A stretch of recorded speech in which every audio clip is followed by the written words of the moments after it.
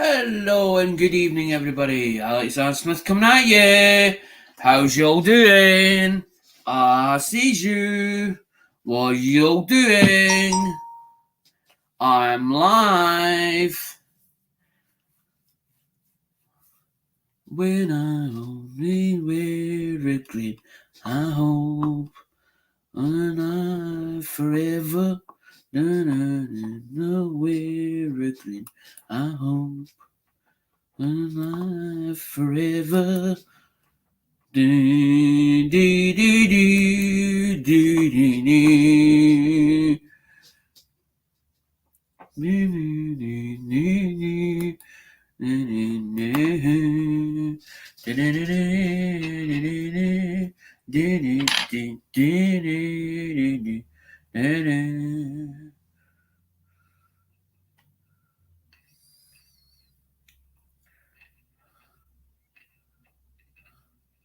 Oh, it's another one of King Charles. Oh, it's another one of King Charles. Always get big gears, always get big gears, always get big gears.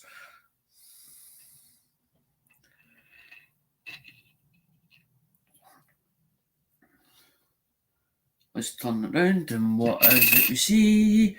It's the one of shields, it's the one of shields. It's the one of lion rampants. And that's a 4-leaf clover. Or a 3-leaf clover, but it should be 4-leaf clover. 4-leaf clover. Oh, there's the crown, he's not been crowned yet, he's not been crowned yet. And there's the Scottish thistle, there's the Scottish thistle. And there's the harp of Ireland, the harp of Ireland. And then it says the 2022.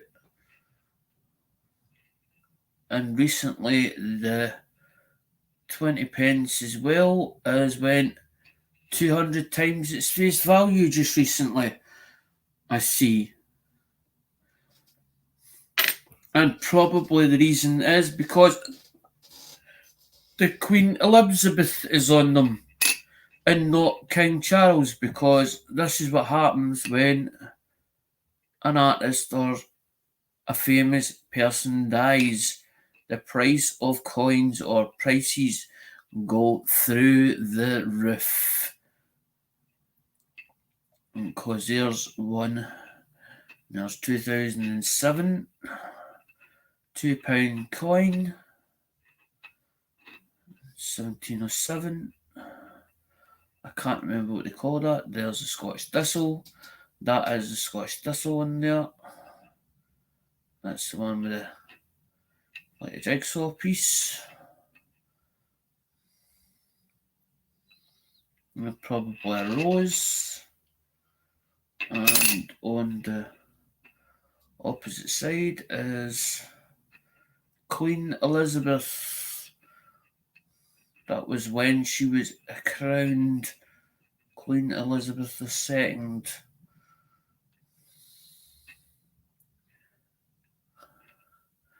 Because the day before she got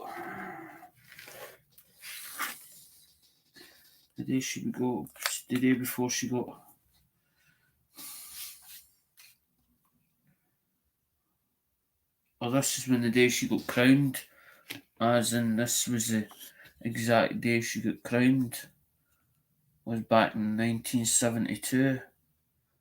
And there you go. That's an old 10 pence piece, as you can well see, as in there. And there it's there, with the lion. Oh.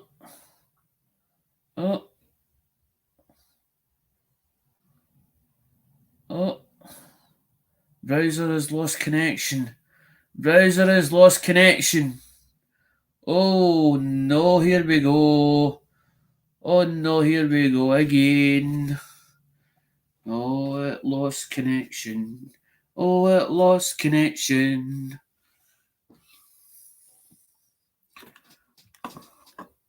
Or did I press the button?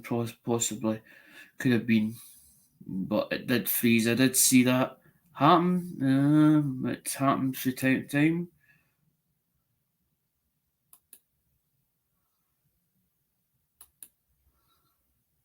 Start cam, there we go. Start cam again.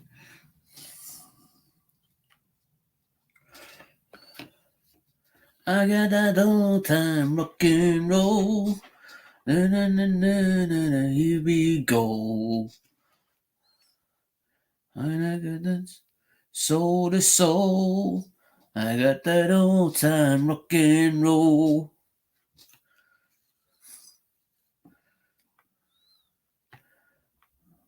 That's why I never liked the 1 cents, because that's a 1 penny when it starts to go older. And they can go really chocolate brown. They can actually go black eventually. But it's still nice to see the details on the coin. The details on the coin itself.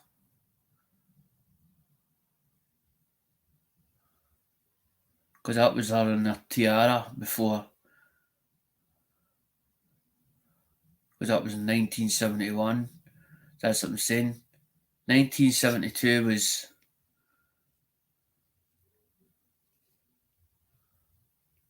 Because she was just getting crowned then.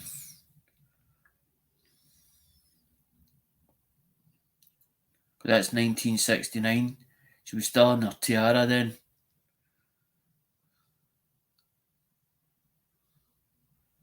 Because that's what that is. That's not the crown itself. The crown is totally different. That was 1969. But even though before she got crowned as in Queen, because that's you can see with Charlie. Charlie's not got a crown or a tiara on, because a king doesn't get a tiara put on him. He gets the main crown eventually, but it takes a long time for that to happen. But the coins before, even though he's been reined in to be the new king, basically the coins end up. But that's why that's probably why they're fetching funny money at the moment, as in going up and down the board, because she's now dead. So, and the coins that still got Queen Elizabeth on them, people are wanting to collect them because they could be worth something in a later date. But this is not everybody's like, but like you usually did the thing with the wheel. Oh, the wheel's not getting done today because I haven't done anything this week. I've been that busy with other stuff. As in too busy with phone stuff and stuff ready for to go out, organising stuff up, and because there's Queen Elizabeth there, no crown whatsoever. But that's only because she's on the Commonwealth. Because that's the Canadian, 1957. Then you've got to watch all the different eras with the Canadian pennies as well.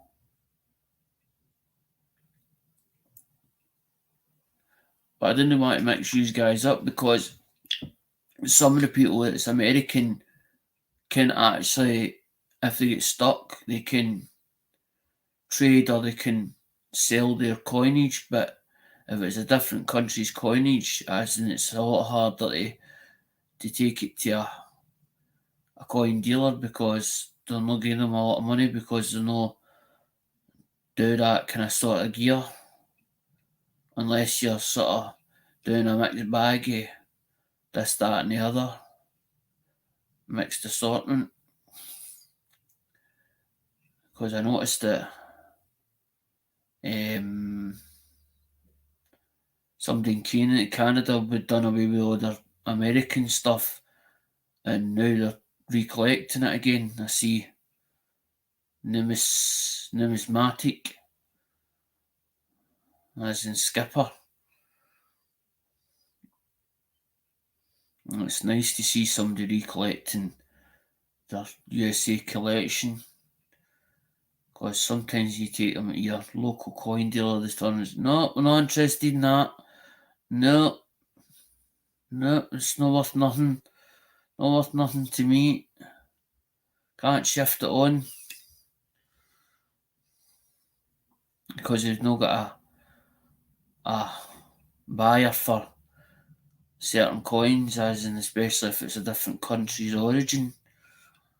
But I'm into a bit of this and a bit of that, and mixing up stuff and doing different ideas, as you well know. But coins are not to be resold on eBay. I'm not doing them to resell on eBay. Coins are strictly for the channel. It's to make it fun for you guys that are part of the channel. That's the whole idea. Because mobile phones will be going on eBay just shortly, as in stuff that's all done up, ready to go, ready to rock and roll. Everything that either sometimes a brand new, sometimes a second hand or a reused or a used handset gets a new housing put on it. As in if it's too scruffy, because condition is more the name of the game. As in if you have something that's in rough condition, some people shy away from it. They go, nah, I don't really like that because it's no sort of standing out. But when you present something properly and you make it really look good, you can overdo something and make it look as in like not genuine, but you can go so far and make it genuine, look genuine, and people go, oh well, I like that. And sometimes it's nice to put them in a presentation case or make them in a flip. It makes some people stand up and look at your stuff, as in think, well, he's got a passion for what he's doing, as in he's doing it right. Because this is a 1966 set, and this is the one you have to watch out for the 1966, the 5-1 cheek. I see part of. I thought I seen part of 5 there. It looked like part of 5 there a minute ago. Where was that? I saw that.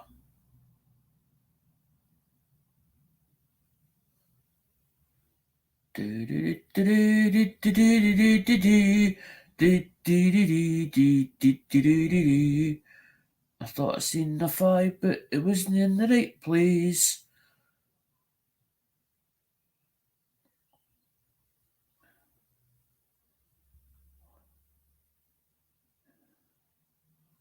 It's supposed to be down there somewhere. Round about here. That looked as if a 5 was up there. It shouldn't be up there. It should be down there somewhere. In there. Round about there. Location of that. And it is on the SMS. It is, guys, on the MSS set. That's where it's supposed to be. The 1966 on the dime. That is the dime that's underneath that microscope at the moment. As in, it should be round about that cheek. As in, round about there. The 5.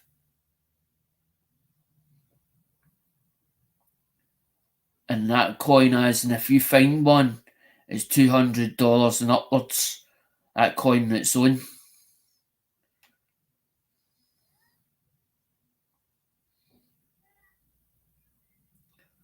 Looks like something there, but I don't think so.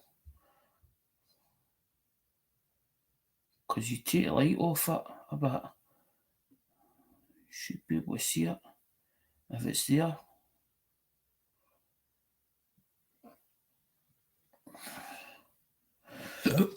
I'm not going to keep messing about with it.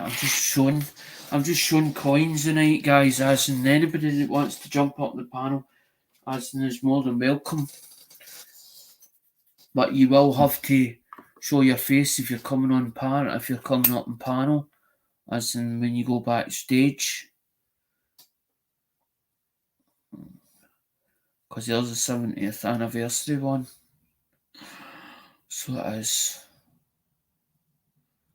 They were going daft for them when they first came out. Going absolutely radio rental for them ones. So they were. See, I like that one because you can see the design and even the crown. It seems to be like they done a last portrait of her as in before she passed over, and it looks like they done showing more of the detail of the crown itself. So it looks like.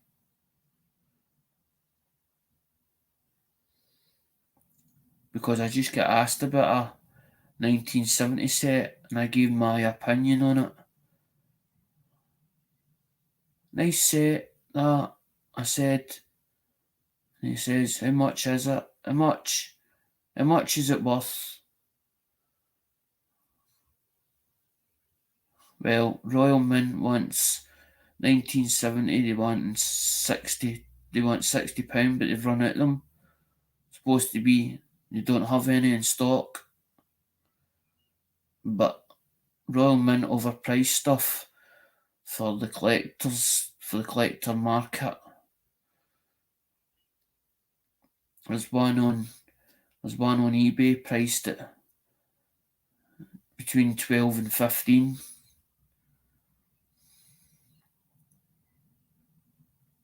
So why would I pay 1970 set, as in why would I pay £60 for it if I can get it at the bottom price of £12 for the same set, as in a pre-owned one in good condition, same as what I'm going to get out at Royal Mint,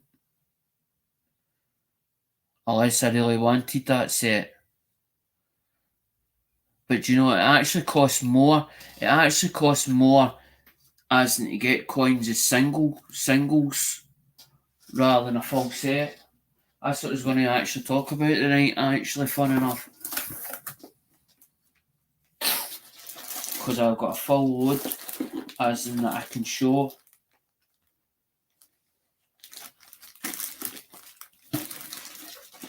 Because somebody's after certain ones. I'm trying to think which ones it is again. Or is it a case I'm going to be talking to myself tonight? As in sat here on my lonesome.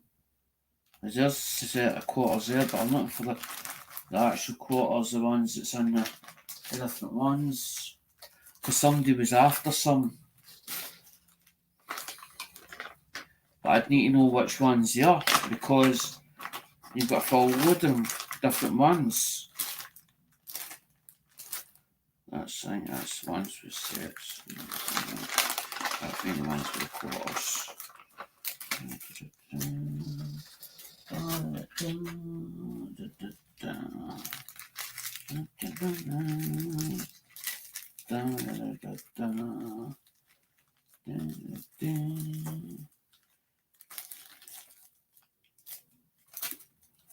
I can't find them. No date, cents, no date, 1947, Indian cent, 1899, Jefferson nickels, national dollar, no, it's not that package there, no, it's not that one, it's not that one, I think either at all, or here, must be in this one then.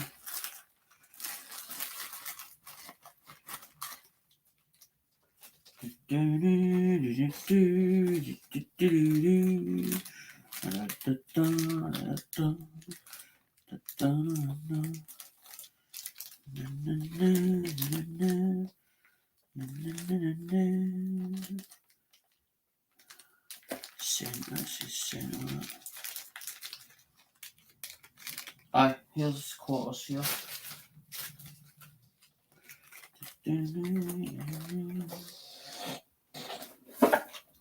It seems I've got nobody watching tonight. Nobody's watching. Nobody's watching. Nobody's interested. Nobody's interested. Is nobody interested? It's only 10. It's only 5 past 8. Nobody's interested. What is that? Because the thing was that? Is that because I'm not going? Because the title doesn't say as in prize wheel. Is that what it is? Is that why you's all come?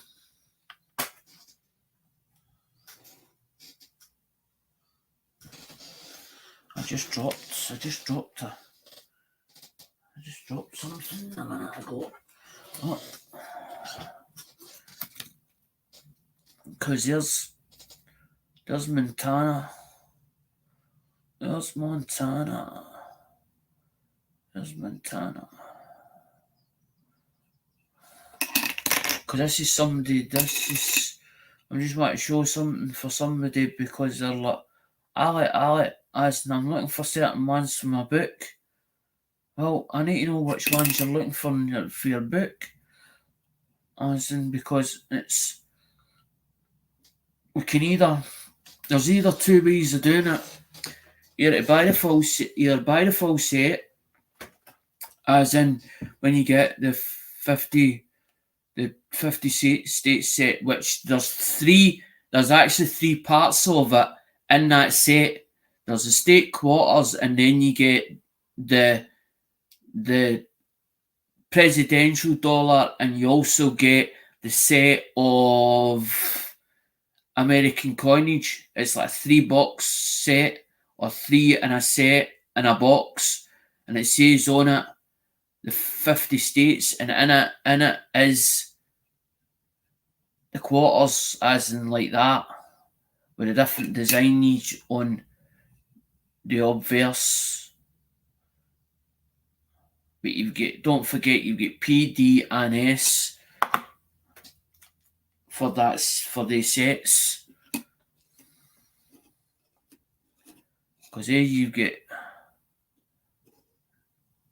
Canyon State, which is 2008.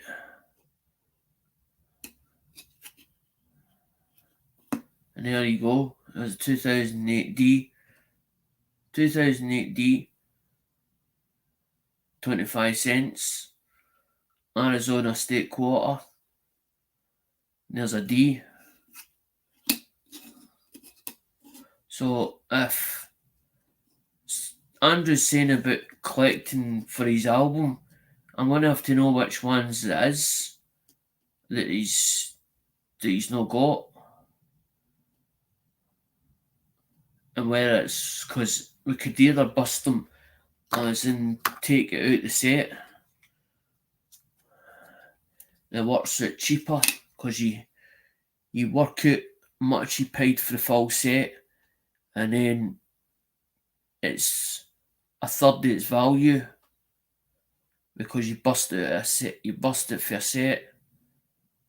But you could leave them in the I'm not going to, if I was to take them out of set, I'm not going to bust them out of plastic. I'd leave them as a full, complete package, but just take it out for the 3 set itself. That'd be the cheaper option to get around it, instead of having to buy the coins separate, singly.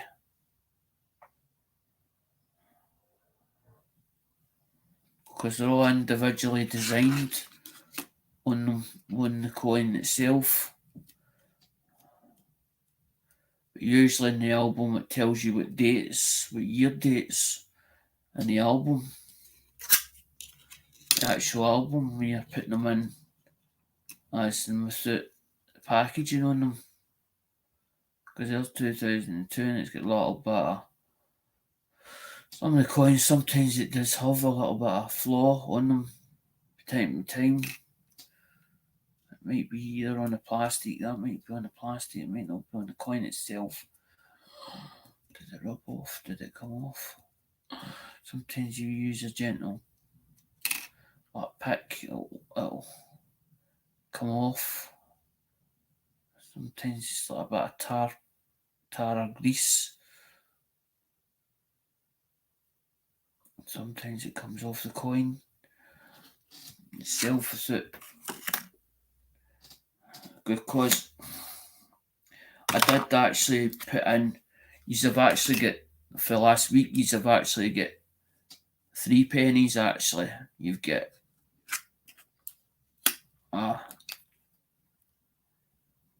your 1969s idol, your 1969s.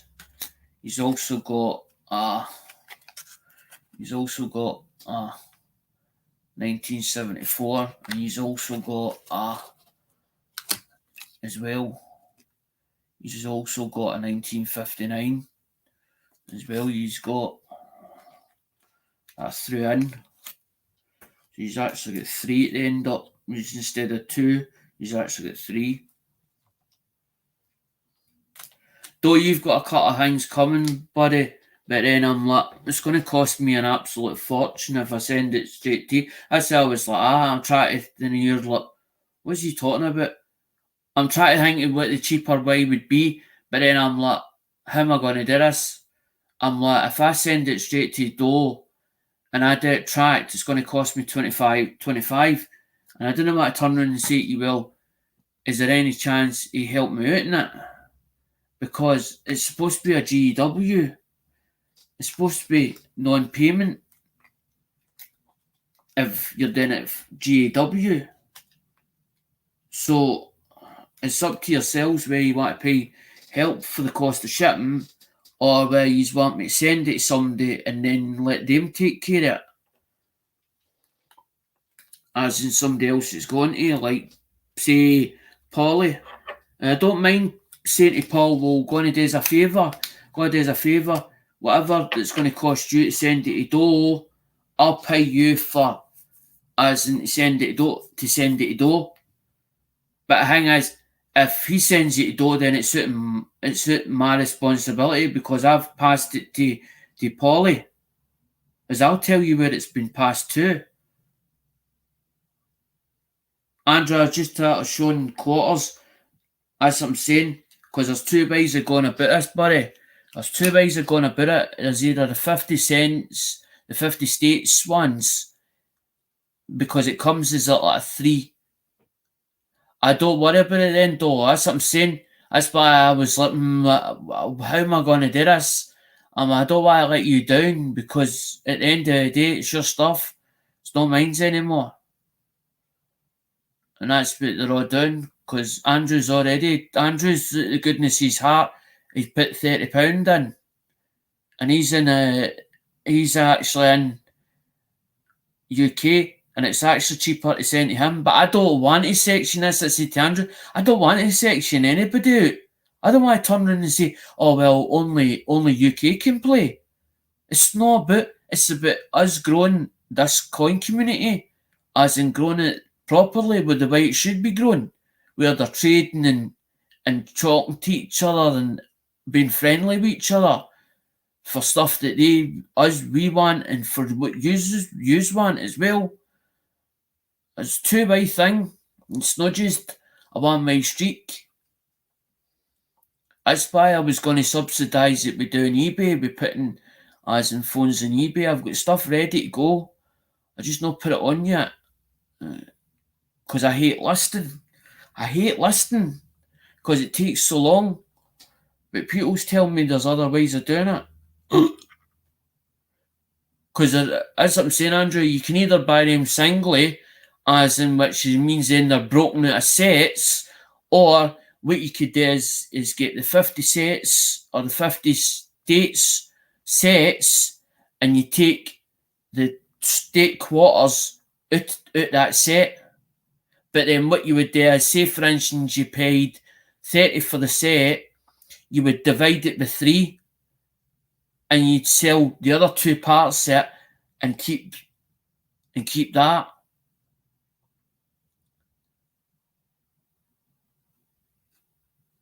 I don't know, Andrew. I don't know which ones I've got spare.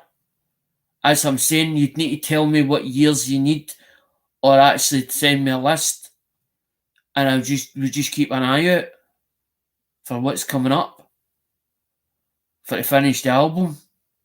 But as I'm saying, the cheaper option is to buy a full set, but it'll say 2010 and it'll do all the different designs they ever done on that quarter for that state.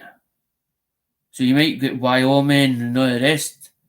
But as I'm saying, because they done it in a 50 state set, which comes as a 3-part kit. 3 bits, there's 3. But if I was going to take them out of that set, I wouldn't break the plastic. I'd let you do that. That's your job. It's your job to break them out of plastic. Because they come in the plastic as in the actual casing. And the only way is to crack them out if you're going to put them in an album. Instead of them buying them loosely. Because, I don't know, you can pay $4 and upwards for them a piece. Especially when you're buying them at auction, as in doing it singly. That's what I'm saying.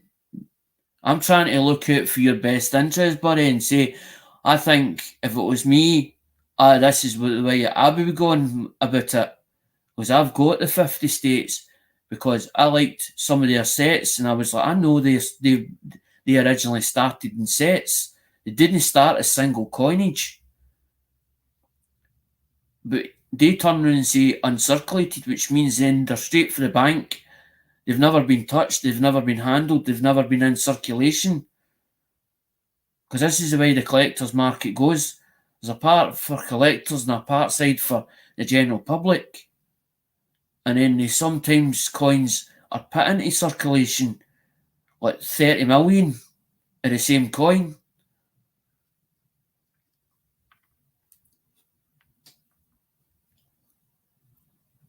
But they're few and far between the ones. There's ones that sing me that's not intended. And it's a case of, well, if you take it in the bank, they might take it off you, but they might exchange it. You take the chance. Because they've got a list at the bank telling them what was uncirculated, wasn't intended for circulation.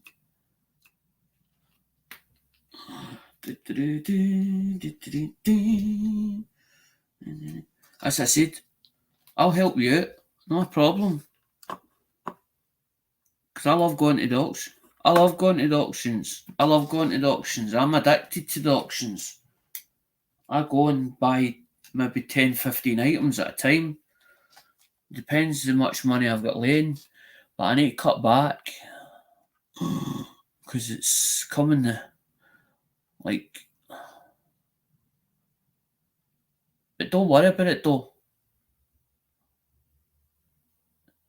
It's not as if I'll put your stuff back into stock or get it to somebody else. It's yours, it's your name that's wrote on it, buddy. And just try to think of how I'm going to get it to you, that's all. It's a cheaper option. As I said, if I send it to Polly or send it to somebody that maybe in the community, I don't mind them saying, well, it's going to cost you $5 or $7 to send that. I'll be quite happy to give somebody $7 or $10 into their pocket and say, right, going to do us a favour, going to send that to thing. But if I don't take care of it, it's no then my responsibility if I send it to somebody else. That's what I'm saying. And if they don't send it, then I then get the can, as in that I didn't send it when I did. I sent it to such and such to send it to you. And it depends if they say it's alright. You need to get authorisation first before doing it. But I know 710 would do it. I know that for a fact. I don't want to put 710 in the hook. That's why I tend to do a lot of things myself. And then it's only me that gets it in the neck. It's my fault. It's nobody's fault. But that's why I'm not selling the coins. Because it means then that I'm not on the hook. How can you give somebody on the hook as in if they didn't sell you in the first place?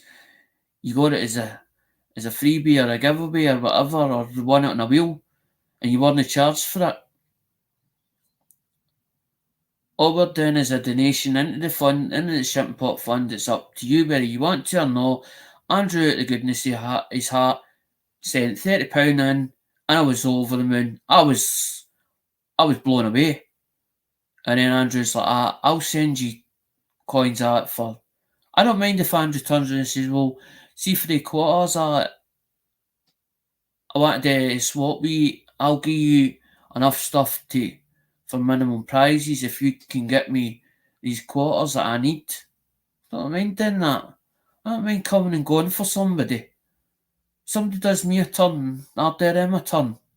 My old man was the same. You done him a turn, he'd do your turn. And my old man used to do Pakistanis as in newsagents, motors and all that car on for them. Yeah, I can't give you a lot of money, my friend. Only do wee job, just wee job, just blow in, just tidy, give tidy, much. Oh man, always had homers going. There are many homers they'd gone at sometimes, but never steal as in material. Always made sure that there was enough material and material was paid for. A drink in it for himself. Always. That was the old man's problem. Kept building businesses for other people rather than himself. I think it's because it's too much to handle, too much pressure on his shoulders. So he liked to be just an employee. He made a lot of money for a lot of people. He even made a lot of money for that Morris Iron. And he told, oh, I'll make sure, Gordon, you're all right. As in you're a witness for my building, for my big building. When I go and sell it, I'll give you, hang me, I'll make sure you're all right. Aye, right, aye. Fucked him, my old man. And that's why my old man fell out of him.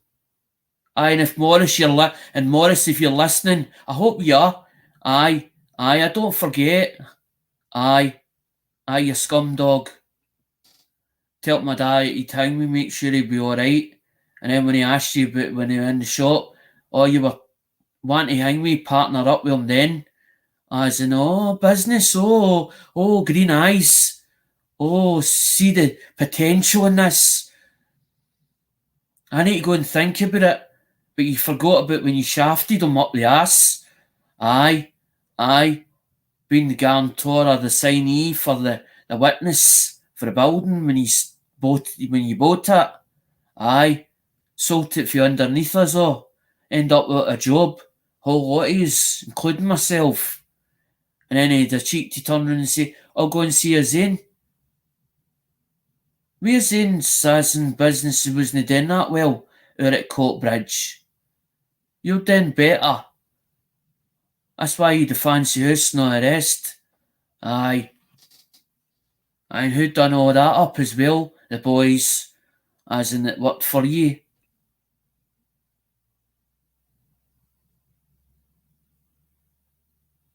I hate that when people do that. Oh, make sure you're alright. Oh, make sure you're alright. And then when push comes to shove, fucked out the door. Forgotten about. End up. No wonder people as in my jobs or whatever else and they steal out of big companies and all that car on and put a bit in their pockets and all that. I don't blame them. No wonder. Good workers are hard to come by. Supposed to look after your workers. That's why I like the USA boss when they go undercover and then see who the workers really are. There's 10 grand, pal. Never had 10 grand in their life. $10,000. $40,000, mate. Go and sort yourself out. But we're going to pick you up further up the ladder. That's what you call a business. That's what you call proper business. As in proper business. That makes that worker think, well, I'm not going to leave that. I'm not leaving that I'm not leaving that company. That's how you keep a worker. Give him give him a cent, an incentive to stay with the company and stay for good. Good workers are hard to come by. And you turn around and says, "Aye, when we went back to this, oh, I miss the team." Well, why didn't you put the team back together again? Why didn't you set up something else? Let the team carry on. The team would have worked for you. As in, we end up late at night time as well. Late at night time, 11:45 at night time, and all that carry on. Under the cover of darkness, working their butt off for you to try and make you what you are.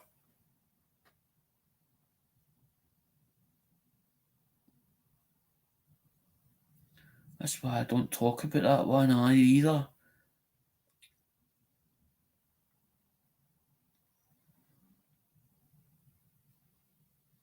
I don't like talking about negative stuff, but it just gets me. It really gets to me. That one's in a case. I wonder if that's a wee bit there. I don't know. It might be on the coin. It might not be on the coin. That one looks as if it's going to be a bit toning. In a bit.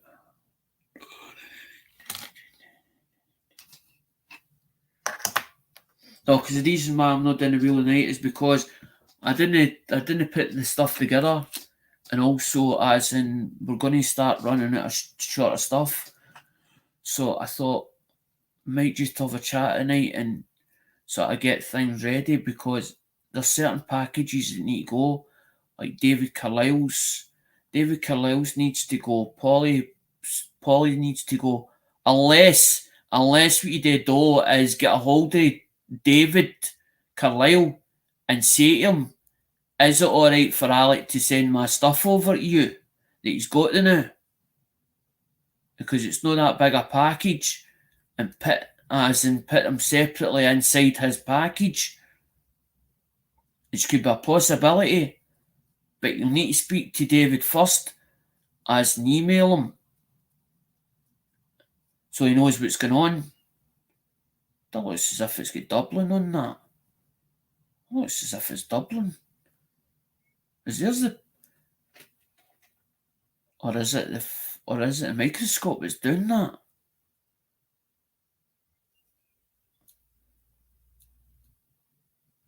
Do you see that? What I see? It says quarter all the way around that, but the way it's done, it looks like Dublin, as in there's a set of other letters underneath it. Is it supposed to look like that?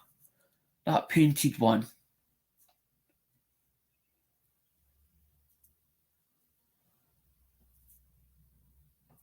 Or is it because it's in a plastic flip that it's doing that?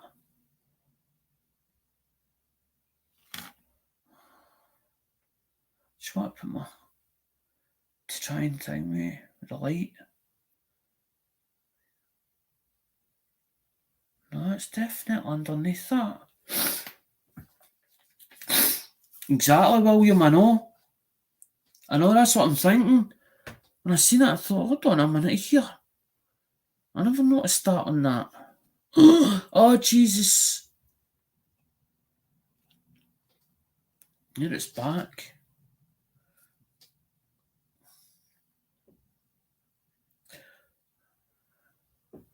No, because the shipping pot fund is only really to help. That's all. But I thought it was a freebie. I can't. I wished I could. I've got to buy the coins, and then I've got to do the shipping as well. So it's going to cost me, as in, more money for that. So it means then I'm out of pocket. And I don't like asking. I don't like asking for the help. I hate having to. Because even when my dad passed away, I was like doing a funding for his funeral costs as a last resort.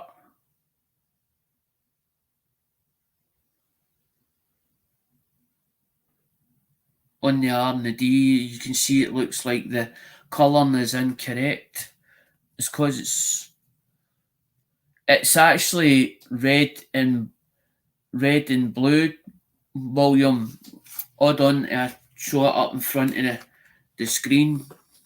It's got red, blue, and white and all that. It's got all the different colours saturated in. So it could be that that's causing it, but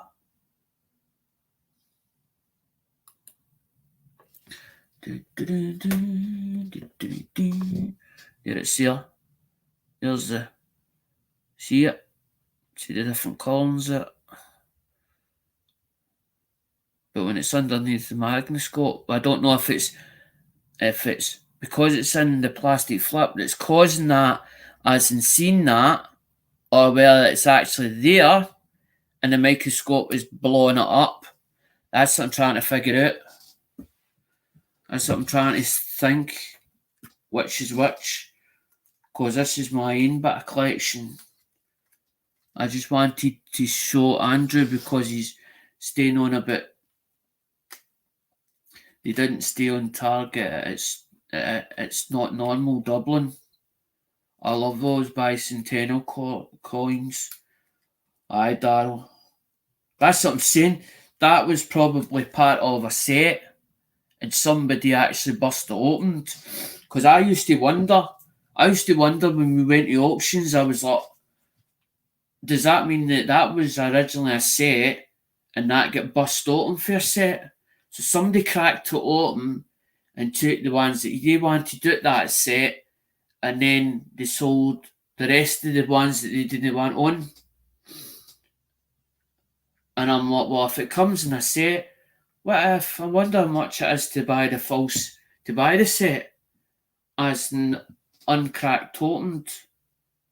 And that's why I've got a lot of ones where I've got ones in sets, because when I have them in a set, I don't want to bust the set open because I don't have an album, because I find that if when they're in the album, that's when they start toning and stuff.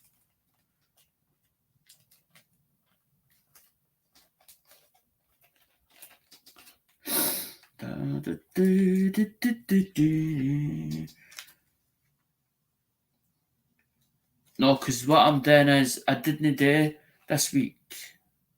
I went out on Friday night and went to, there was Xander Nation on. So I went to Xander Nation and I had a cocktail jug, as in it was Sex on the Beach. And then I had a Bacardi Spice, as in, because they didn't have Captain Morgan's, because I like Captain Morgan's, because I would have tried a Captain Morgan's. Then I had a black stout, or two black stouts, and I was still, as in, trying to get to sleep at God knows what time this morning, or early indoors, and then I was going to do it earlier on, as in, I'll put all the gear together so we could have the wheel tonight. And then I thought, it's too warm, it's too hot to do anything, it's too hot. And I was like, right, just let's do a chat tonight. Let's do a open panel tonight and a chat about what's going on, as in, because there's bits and pieces that need to go to clear space, as in, like, Andrews is not ready yet, because Andrews is not as big a package as other ones is. Blister needs to go. The ones that were here and went, as in, like, David Bradley hasn't come here for a long time. Kers hasn't come here on. Kers is, so I would rather, as in the ones that's in the UK that has got parcels, I'd rather get them at the road and let's start afresh, guys. Let's start afresh, or start afresh to a certain degree, so we know what we're doing, because there's other people that are willing to send bits and pieces for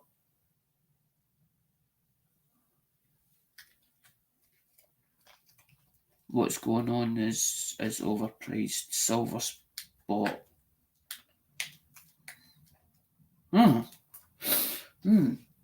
Because it looks like there's one in the paper just recently. There's one in the paper about £20 coin, and it went for 250 times its face value. As in, so a lot of the UK coinage is getting sold at the moment, and it's going up through the roof at the moment. But some of your coinage is not silver.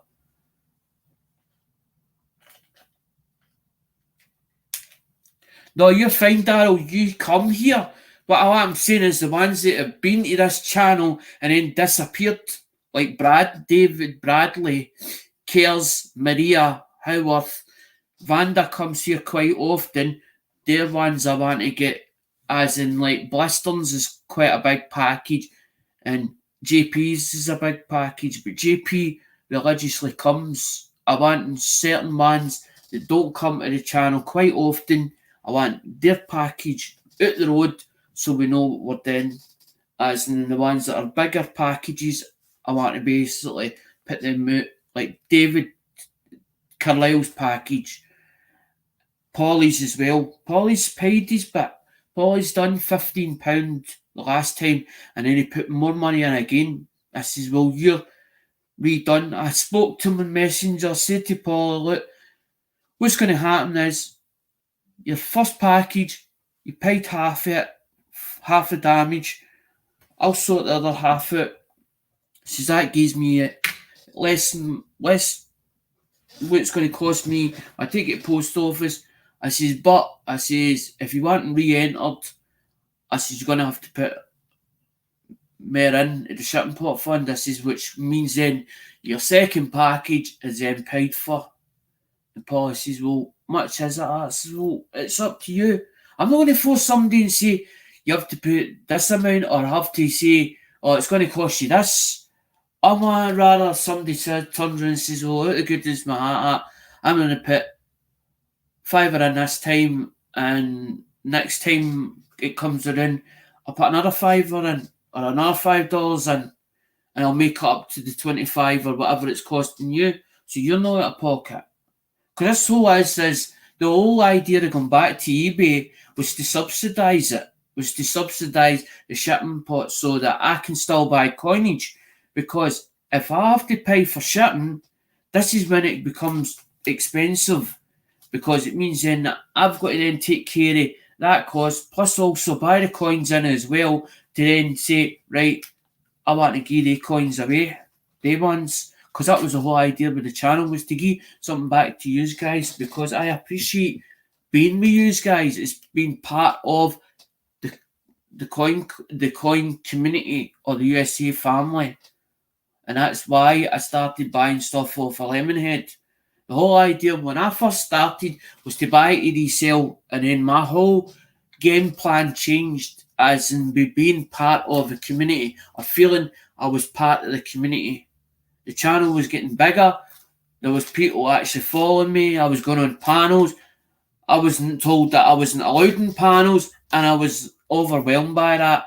I was like, right, what do I want to give back to my people who actually watch the videos, comment to the videos, and actually support the channel? What do I want to do for them? I want to be able to put something back on the table. Everybody says, you don't have to do that. I want to do it. I would like to do that. I'd like to send stuff out to other collectors, as in that have not got certain coinage in their collection. I'm after a collection for myself that I'm putting together, but when I go to auction, sometimes I forget I have that one in my collection already. I don't need 2 and 3 of them. But I'm not looking for errors and varieties. I put that under to show off to somebody else, because Andrew was asking about certain quarters that he was looking for his album, and I remembered him saying about it, and I thought, hold on a minute here, let's do a coin chat where I can show my own collection and say, right, Andrew, which ones are you looking for? I'm trying to help Andrew as well. I'm helping other collectors out there that come to me and say, by the way, I'm looking for this collection or I'm looking for that in my collection. I'm not trying to sell them it. I'm not trying to sell them it. I'd rather go to auction and say, you've got a budget. I'm going to give you a budget here, buddy. I've just looked on the spreadsheet and there's lot 30, lot 25, and them saying to me, right, you've got a £30 budget to spend for me. Try and see if you can get that for the budget and let me have a wee bit left over. I'm quite happy. I get it for 25 and I say to them, well, it's costing you 25, but then you've got to you've got to remember the shipping added onto that. But if it's in my shipping box and it's coming over here, it means then it's less for them because it's coming over here anyway, as in for the UK. Because there is other USA collectors out there and Canadian collectors out there. And I know they do exist. But it's trying to find them and where they all hang out. Because they're all hanging out in different places. Some go to different channels. And then you spot them. And then you're like, I didn't know you were into... Because somebody will say, didn't know you were into magnet fishing. Oh, I am a big magnet fishing collector. Or a big magnet. I go into all these rivers. But what else do you collect? Oh, by the way, I collect coinage. Well, what coinage do you collect? And that's what it starts off with. It starts off with a conversation. That's how you make contacts. It's like me going to somewhere and going to an auction and bumping into somebody and I say, what have you got for sale? And they fun enough. I've got such and such year after. That's how it all comes about because deals are done with other dealers back and forward. As in other contacts, this is how you build them, by talking to people, interacting with other people to find out what they're interested in. That's how it starts. And this is what the channel's all about, is making contacts, making people, making friends with people, as in for different sides of the planet.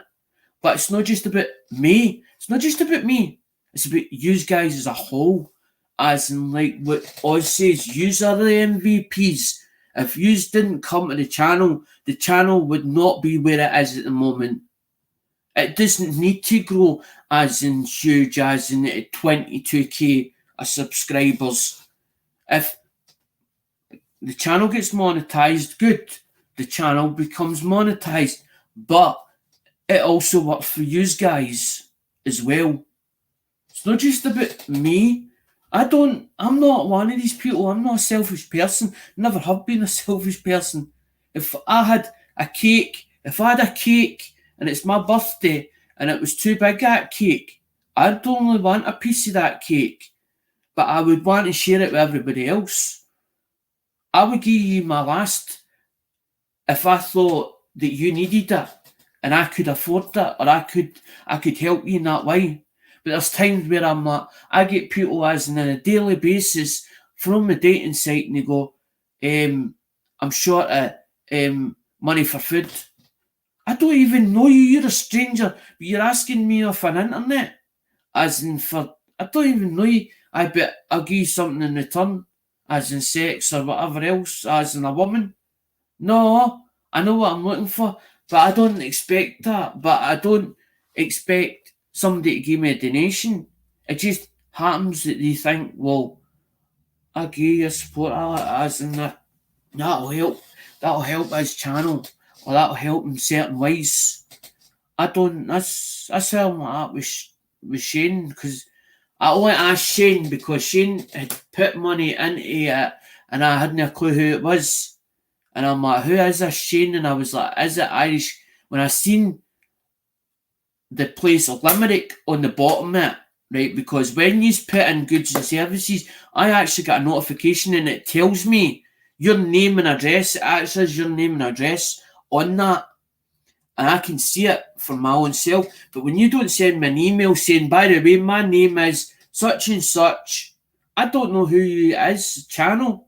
So then I have to go start searching for whose channels and whose name does who. I even get it in when I go on Facebook and people are friend requesting me, and I'm like, I don't see nothing of a YouTube channel, so I can't check that YouTube channel and find out, is that person? Is that really that person? But when I see it with certain people in it, right, I click on that as friend request because it's David Carlisle. It's a friend of David Carlisle, so it must be somebody that's in our community, because this is what it's all about. It's to hit each other up. It's not about just as in financial. It's also about supporting each other when somebody feels down or somebody doesn't feel too good, and say, are you alright? You sure you're alright? Because the last thing we want to hear is somebody committing suicide or thinks that suicide's the only answer out. We'd rather see somebody and say, oh, hold on a minute, what's the problem? What's the matter? Can we help in any way? Sometimes it just takes that shoulder to cry on, to reach out to somebody, say, I'm not feeling too good. What do you think? What's your honest opinion about this? Or, I've had a problem here. Can you figure out a solution of how I can get out of this one? Because the community does help at times. They've helped in quite a few ways I've seen. That's how you see a benefit auction or whatever else for certain things. But it's when people start ripping it off and taking a hold of it, as in and coming and saying, oh, they need help, and they don't at all. They're just do it for take what they can out of the community. That's when the community stops as in giving or stops helping, because they're like, we don't believe this story. We don't believe this story here. We need to go and verify this story, whether it's true or not. And that's why some of the communities held back and went, hold on a minute here. Whoa, hold on. It was like that one about the 9/11. Oh, I had an accident in the 9/11 and I was in that. And people found out the guy was bullshitting. He wasn't in it at all. But it took people to check about it, and they started bringing evidence to light that he was never in it at all. It was never trapped in it. But you don't do that. You don't do that as in do things like that. It's not right. Turn around and say something and it's not correct and it doesn't exist. And that's what makes the community, don't fucking hold on. Exactly, William. Exactly. But that's what I'm saying. This is why the community's like that. Hold on a minute here. That's when the community starts todding back or sort of drifting away, drifting apart, because there's... Aye, exactly, Daryl. I remember the 9/11 guy, I was in a wheelchair and all that car on. It was somebody that I watched, I think it was Pamela Jones or somebody. I was watching Pammy's, and Pammy was doing an investigation or whatever, or there was a few doing an investigation, and then he'd come out with that he'd basically told white lies to everybody and come clean at the end up. But it was a shame for the community, because the community believed the story was true. The story was true. I actually prefer rolls, but I never see them at normal prices.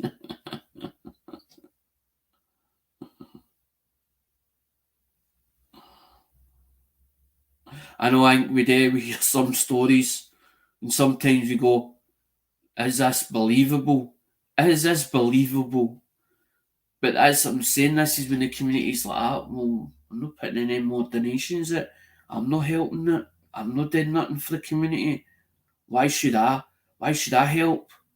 Why should I give coins or send coins away to other benefit auctions or whatever? Because the amount of stories that have been told, and some of them have been found out or caught out at the end up, and that's what sort of rips a community apart. It doesn't help no longer, because they've been duped, been told lies and been lied to, and they make it so convincing. They make the story so convincing, because it was like the time when mum had money for dad. Like, she done insurance policy, and this other company, this guy came out to see mum and says, we can take the insurance policy over. But the company did a bunk. When we phoned the guy up, but we were lucky that the other company took it back over. They says, oh, we'll sort it or whatever else. And it fixed itself out. But dad had like a £10,000 insurance on him for his funeral. And mum was a bit at the end, like, would he be doing this circumstances, because we need to pay the outstanding balance, the balance that's left. So with the government, you're allowed, I think it's like £300 or whatever grant for when somebody goes and dies. So she got that, but she was still short. And usually at a wake, when you've got the family at the wake, usually they put around the hat and people put into the hat. Well, that didn't happen at dad's funeral. And mum says, I'll need to put it on a payment plan. And I started fretting, and I'm thinking, oh, other people's done it on YouTube. I could do it. Because I remember the day that I come on YouTube and everybody's like, oh, why are you doing YouTube? Your dad's just passed away. Your dad's just passed away. Your dad's just passed away, and you're on here. Because my mind was focusing that he hadn't passed away, because I couldn't watch them pull out. The only time I watched them was when they put him in that van. And what had hit me was that I knew that he wasn't coming back. Right? I knew that. But his spirit was still here. Right? Spirit's been here a long time. And still to do the scattering these ashes, right, at the moment. So this is why I'm going on about Joe making up the box for the starch box with the screw-on lid. Joe's making ones with a screw-on lid. The reason why I want a screw-on lid is so that I can put some of his ashes in, screw it tight, put a wee bit of super glue or whatever, screw it tight, and it shuts it, so it locks it, so his ashes don't spill everywhere. So I can put them up on the mantelpiece or wherever, or on the drawers, and I know he's there. His spirit or part of him's there. Because my daughter's done the exact same.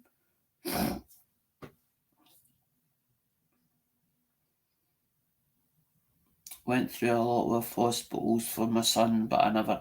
Exactly, Daryl.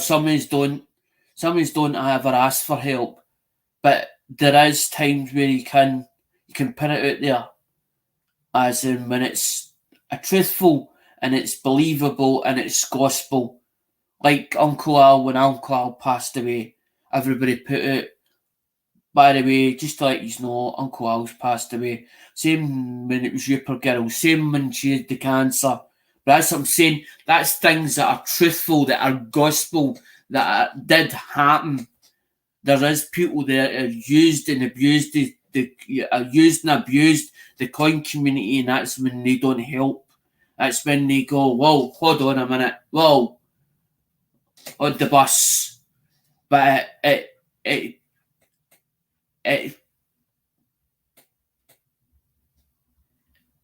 stops the good people that really need it when they really need it at the most. That's what I'm saying. I'm trying to explain it in a way that it's nice, not aggressively done, or it's not negatively done about the community. Because the last thing is, I don't want anybody being offended or upset, or the way it's coming across. It's not what it's about. It's about explaining how this channel works, or the way that I want this channel to work. It's not about. It's about.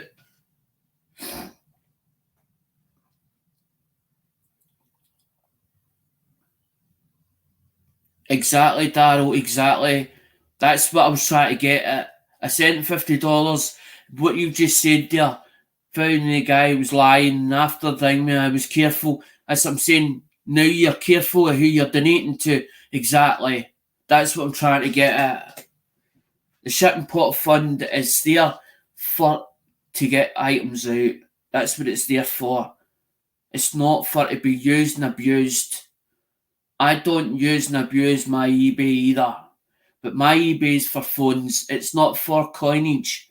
It's never been for coinage. I know more about phones or cell phones than I do coins. It was a new challenge that I done. It's a new challenge that I wanted to do. I've always had an interest in coins.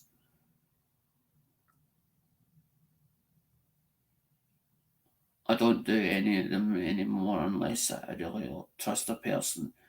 That's what I'm saying, Irish, but you've sent money to this channel and not even turn and says, I'm not interested if I get something back. I'm not. Yes, I did. Thank you very much. Because the package will be getting sent out shortly. I just wait until it gets big and then I'm like, that's big enough to send that out. I can take that up, don't I? Because you usually ask me what's in it. Because they need to, when they, in the UK they do it's like a barcode and they've got a sheet and they go like that with a sheet and they go do it like that with a barcode as in with the scanner. And that's why they ask you what's in it. I usually turn around and say it's metal art. Because there's been times that it's precious metals. That's not allowed in such and such a country, but there's a way of doing it. There's ways of getting it through to get it passed, to get it in the declaration sheet. They say that I need to show you a declaration sheet what it says on it. That I hold the sticker. It says that this is true. It's a declaration from you saying that it's what you say that's in that package, and then you sign it and date it.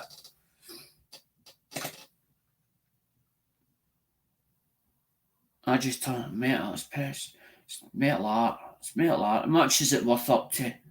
I don't count it as in how much a coin, every coin's worth. They say, it's up shared for the first $50 for the first £50. Right, that'll do me.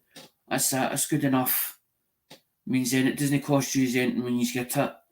Because if I say it's more, that value's more, and it comes to use, then I end up you've got to pay for the duty on it, or duty on top. If I say it's only worth the value of £50, it's insured for the first £50, and they let it go. It means then I can then prove evidence to use lot. I did send it, there it's there, there's where I sent it, or there's where I took it, there's the date on it, and there's the time on it. Because anytime it does a stop through the system, all you have to do is pull up system, Royal Mail.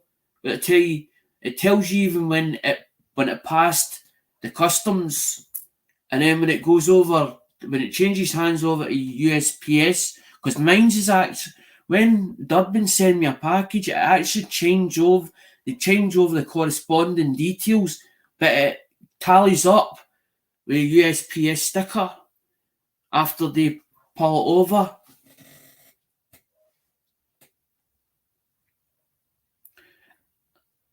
And see if you do that, I'll give you what it costs you to send it to door.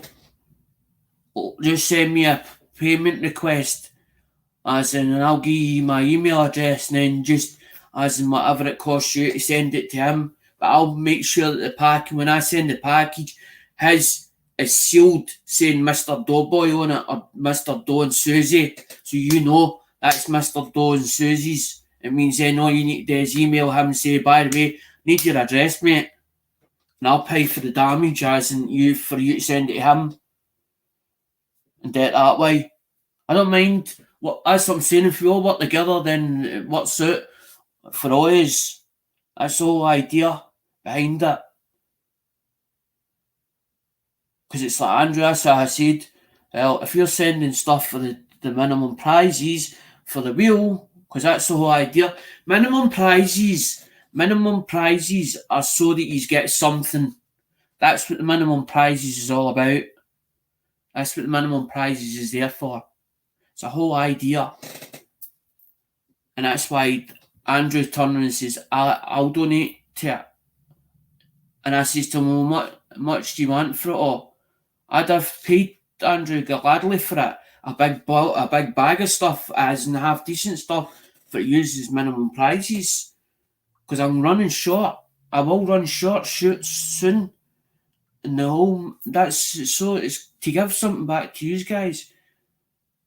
Because the silver bits is offered the first prizes and that for the top prizes, and a wee bit extra and the top bags. So you get something. Because there's only one winner, a top prize. But if we do the 1 to 12, you're still guaranteed a minimum prize. You're guaranteed something.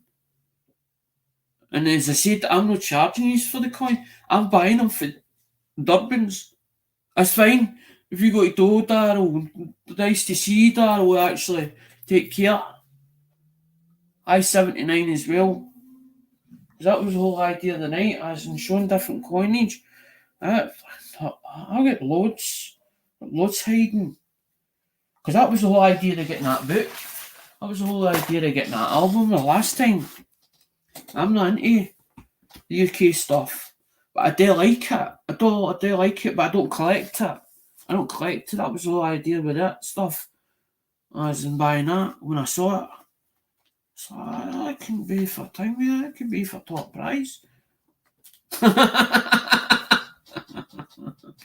You might end up being, if I can get another couple of bugs, I might just do that actually. No, I know you were kidding. I know that, buddy. I like the bugs, and then I was like, everybody else is having the bugs, and I feel left out here. They're not getting bugs, and I'm not. And then when I was like, everybody's like, did you get your bugs? And I'm like, no yet. And then I was like, no, this Bugs Bunny, because I've got one it has got Bugs Bunny on it. And I was like, what's that dog? And everybody's, no, I know that one. The other one. Right. I know the one you're talking about.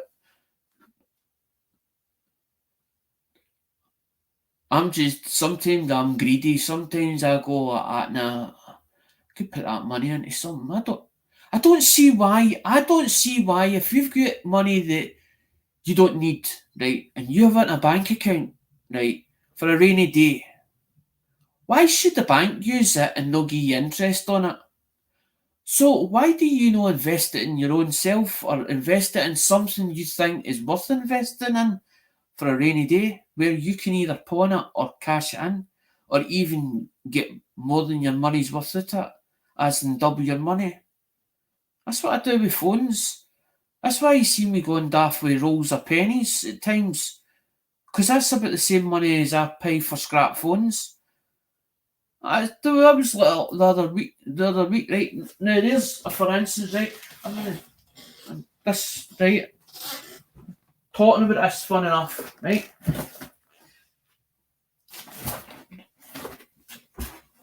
These two are ready. The two of them are ready now. And two of them are ready.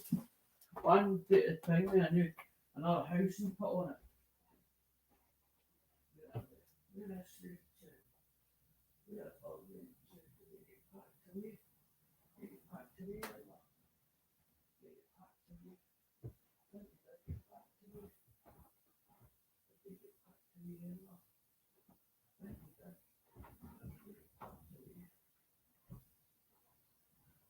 Get back to me. Hold on, guys. I'm coming back. I'm just trying to think where these are.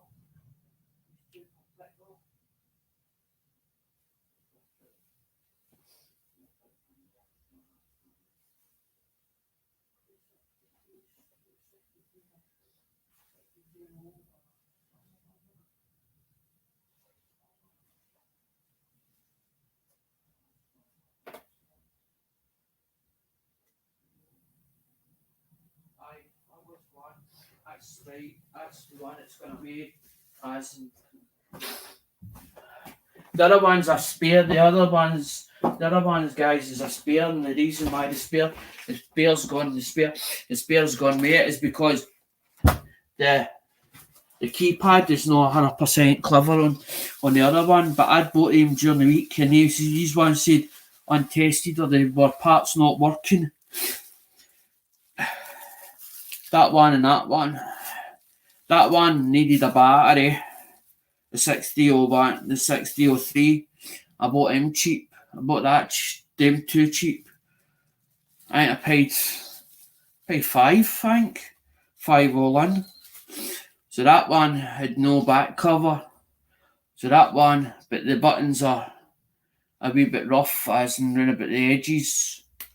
So that person that buys that, or when that goes up for sale, because that's what it says, I put the labels on it saying power up okay, screen okay, charging okay, not been checked for what network they're on. Same with that one. That's 60. That's the 6303, and that's the 60300. But that's what I'm saying. The price of what I pay for the rolls are pennies. I usually pay that for phones. So if you see me $9 or $10, you know what I'm up to, because I'm like 50 pennies. I'm like, oh, well, that's nothing for them. 50 pennies. Because that phone's gone melt because the buttons they can use off of that, but I'm not opening that up.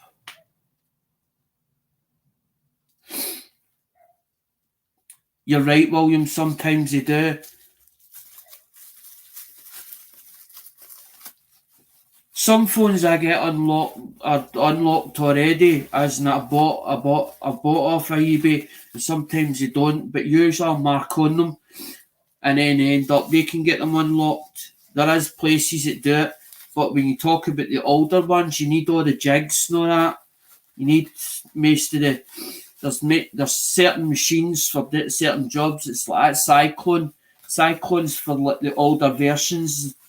There is guys out there that specialise, and they either do it remotely, and there's some guys that actually do it like as you send them your phone and they'll do it for you, as in for a price. But some of them are cheap. But then you've got other ones where they turn off the 2Gs. Like they'll say a certain network's turned off the 2G signals. So when they turn off the 2G signals, it means then that the phone, it'll power up or whatever else, but it just won't get a network because they turn the 2G signal off. Because they're doing away with the 2G signal at the moment, and they're going on to, I think, 3G. I think the 3G's still up and running. The 2G they've turned off. But it depends on the phone itself. But a lot of them are collectors, they're kleptomaniacs with phones, but they've got to be in nice condition for, especially with collectors. And some of them are like, I need it with the box. Some of them are really fussy. Some of them are like, phone has to be in mint condition for a start. Then it has to have the booklet, the manual, the insert, as in like you get like when you get the phone, it's like you get the box outside of the box, and then you get the carton in the inside. So they want it with everything that was ever with that phone. Some collectors are just go over the score, as in you go like that to them, selling this phone, they go, let me see it, and then they're like, I want to see photographs upside down, backside, all the rest, and they're looking for every little flaw in that phone. Like that, and they know exactly what they want. But there's some out there that just will like, I just want a spare phone. I just want a spare phone to put in the motor, like taking holiday with me. I don't care if I lose it. If it works, it does. If it works, it works. But even if the phone doesn't work and it's got the camera on it, it's a lot cheaper for them to have run about with the phone for to take pictures. Because some of the phones, what you can do is you can put it into, plug it onto USB and plug it into a laptop. And some of them have got the SD card in it, so you plug the SD card in the phone, take the pictures on the phone, take it home with you, and plug it into your computer and put it on the hard drive. Because I was like that. Well, nobody wants sold phones that have got no camera on them. Because it's more expensive to buy a good camera. A digital camera set you back between 20 and upwards. A good one. If you can buy something cheaply as possible, and it basically you can use it for 2 years or whatever to tide you over, because I specialize in for the people that have not got a lot of money. That's what I do it for, and I also do it because I do not like phones going into landfill site. I think that if you fill a landfill site up with toxic waste, it's going to take years for that to break down, right? Why not scrap a product or use it as a donor? I've seen me using phones as donors. Sometimes I use them as donors, but I've been lucky, touch wood, I've been lucky a few times. Like last week, I bought that 603. The reason why I bought it is because I got another one through in the bedroom or in the other room, the second room. It was lying there in bits. I bought that thinking that I could take the glass off of that one and put it on the one I needed it for. It come out, I was more frustrated because that's what I said to Mum, I was more frustrated because it was working. I put a battery in it. It said that it didn't hold a charge. It was on eBay and it said phone sold, spares or repair, non-returnable, parts only. So I've took it and it said on it, it read on it, one doesn't power up, didn't have a back, the 6300 didn't have a back cover on it, no back was missing, no battery in it, doesn't power up. It said the 6303 powers up, but battery doesn't hold a charge. I put a used battery in for another phone and put it in it and got it up and running. So that means then I can sell the both of them back again. As in, so what I'm doing is I bought it off eBay and then I put it back on eBay again, hoping that somebody will take a fancy at it. And if it goes for 10 or 15, they'll probably put them at £5 each. That's tenner. Postage is about £5 in the UK. About £4 odd for second class recorded. About 15 quid. Paying no more than £20 for the pair. Plus before I send that away, I put a charger in it, so they've got a charger, so that they can't turn around and say when they get that phone, they can't turn around and say that phone they can't get charged up. It's just a talk chat, guys, and a general chat, and I'm talking about phones, as in because we're talking about how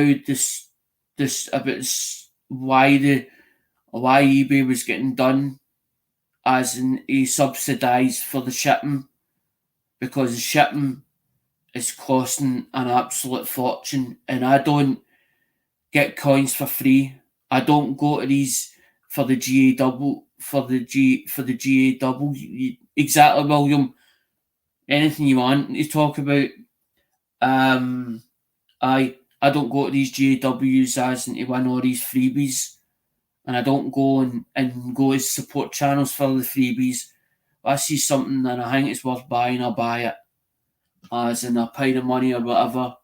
But I had to stop doing a lot of the community because the Durbans said it was too much for them, because they didn't realise how much I was going to buy off the community, and then they were like, their place is becoming a shipping pot for Alec, as in a shipping facility for Alec.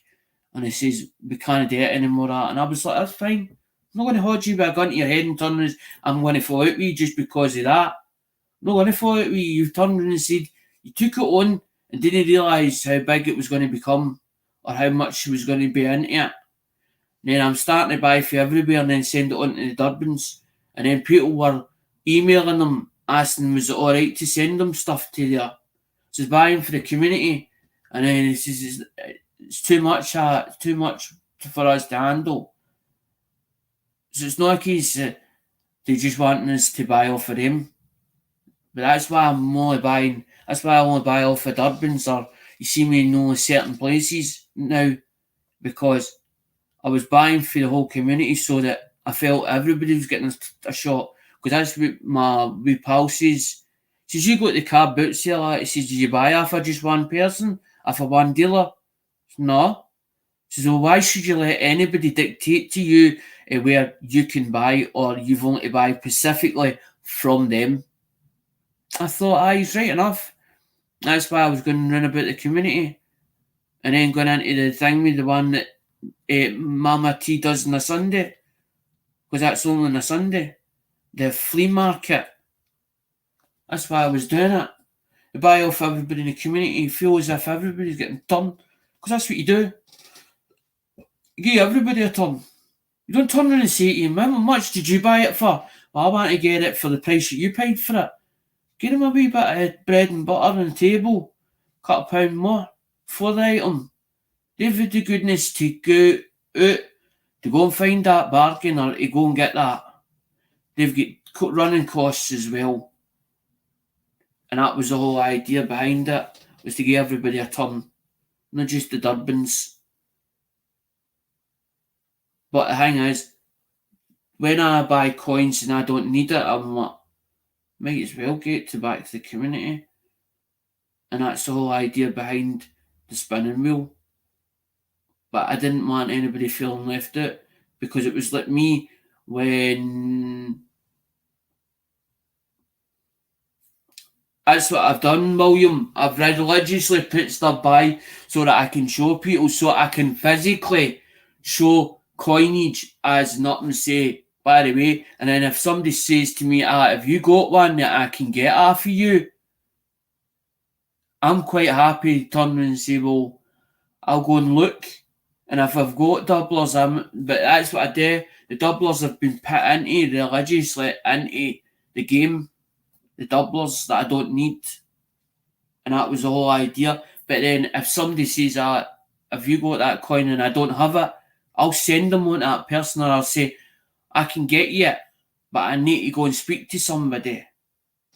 Because that was the whole idea. It gave them a bit of business.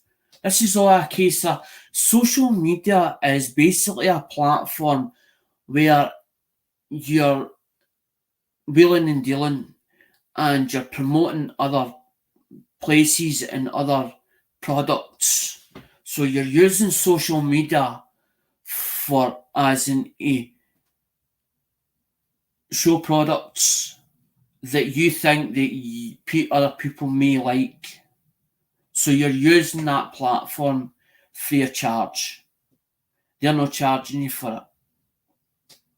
But when you start adding more services onto your platforms, that's when they turn around and say, right, we want you to pay this. I was paying Facebook last year. I remember it last year. As when I started to get bigger on my Facebook for doing the creator stuff, they were doing a thing where you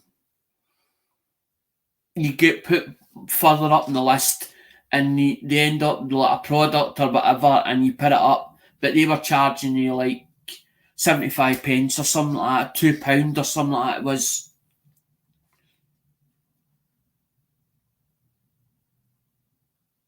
Of course, I know that. You really don't need to do that though. We're all in the same streams pretty much. I know. But that's how people get bigger. Because somebody will say, go and check such and such out. Or the community will turn around and say, we want to get such and such up to 1k.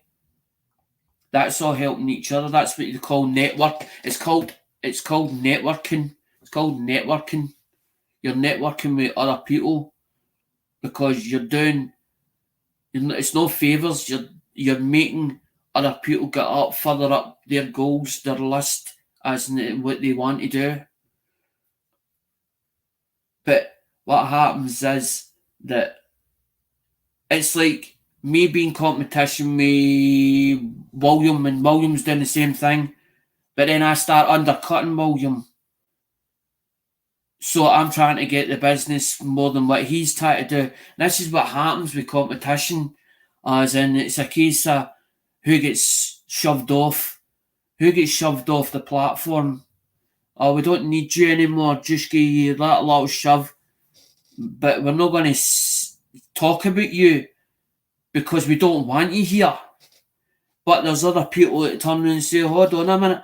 No, He does his own wee niche. He does something that I do differently to him. So everybody's got their little niche, as in the way they do things. You could probably get bigger by what. Of course you will, William. Of course you can do that as well. Don't need to do a face or be a face of a channel or a face of your own channel. It's what you decide. That's why it's called YouTube. It's what you decide, not what they decide. But they don't charge us for being on their platform, for one.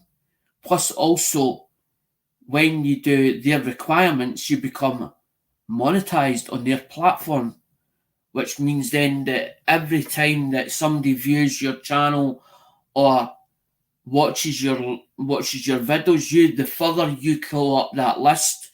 If you go on Google, you actually see, if you put a certain video in, and it'll come third up the list.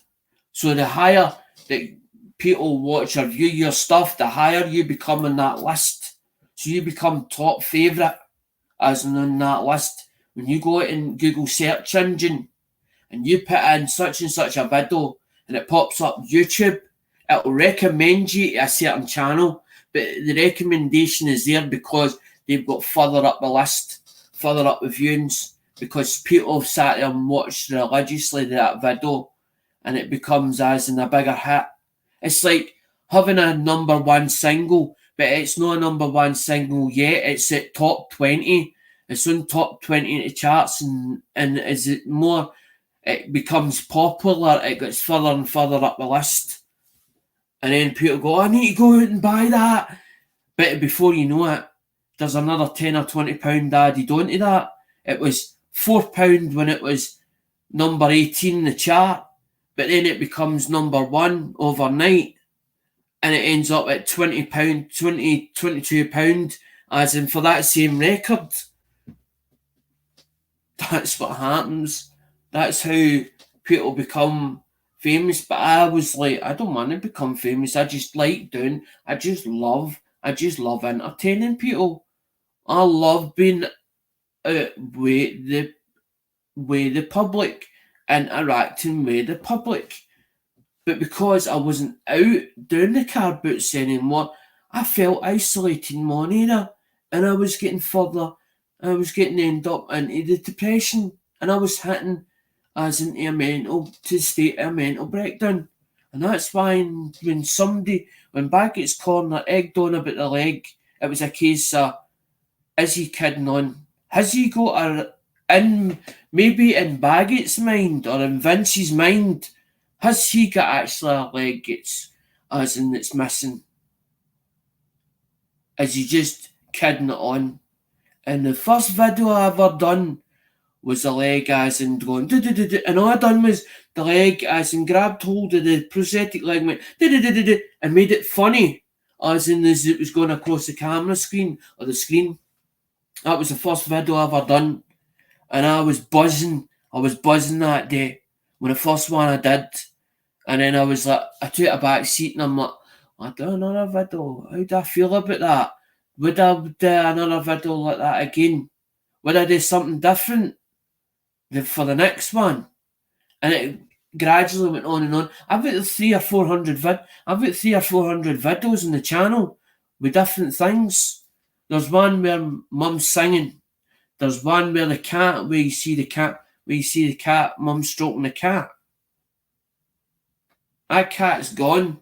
And then you used to hear her see when mum was on holiday, and say for instance Shiki wanted fed, she was mum's cat.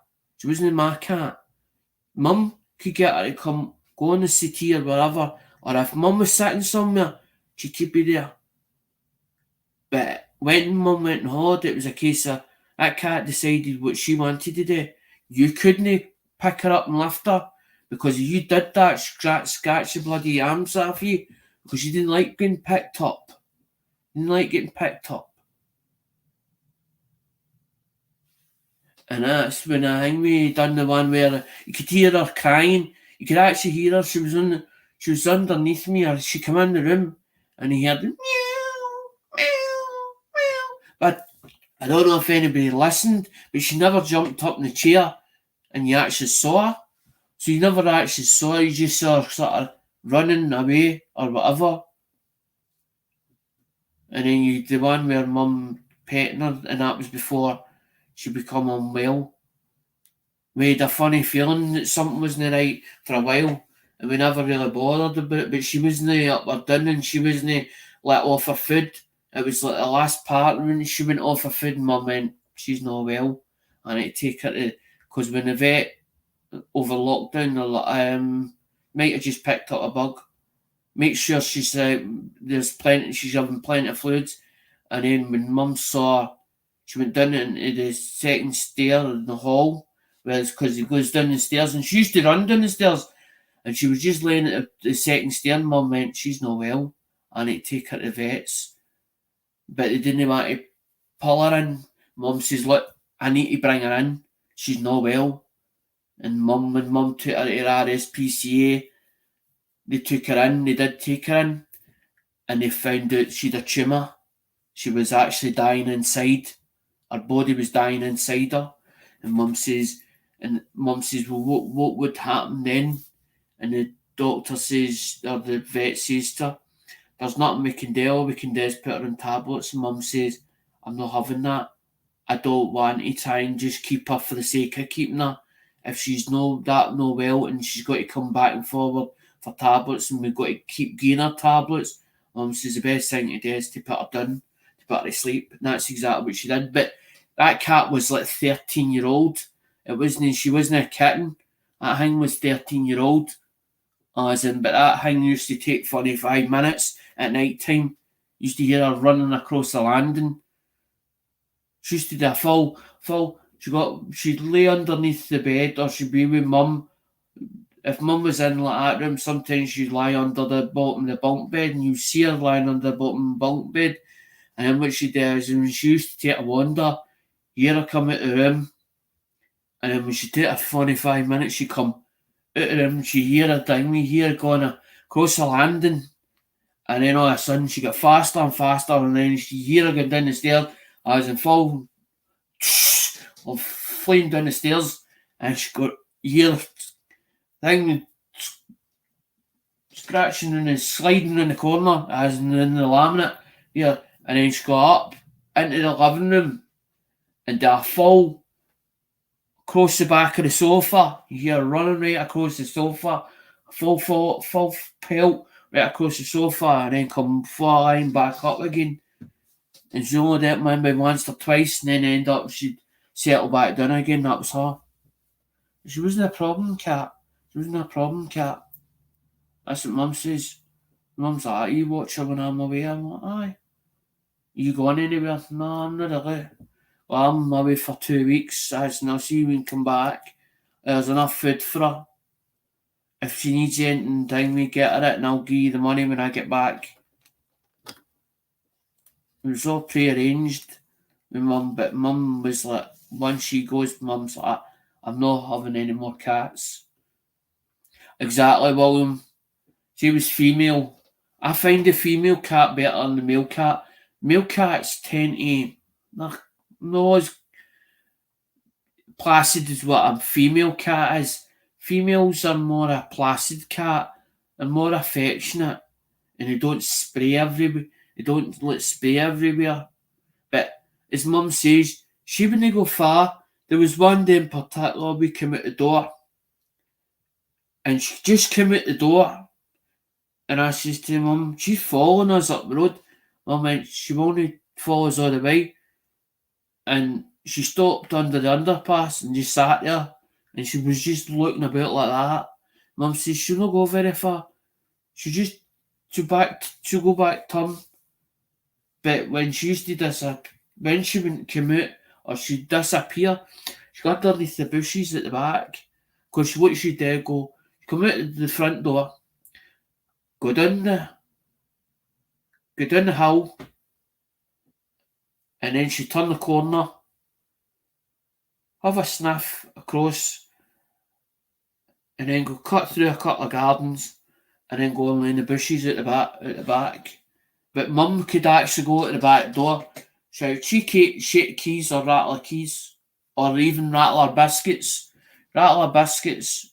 And I remember the time where mum's like that. We forgot she was out. And mum usually used to open the back door at night time, about 10 o'clock.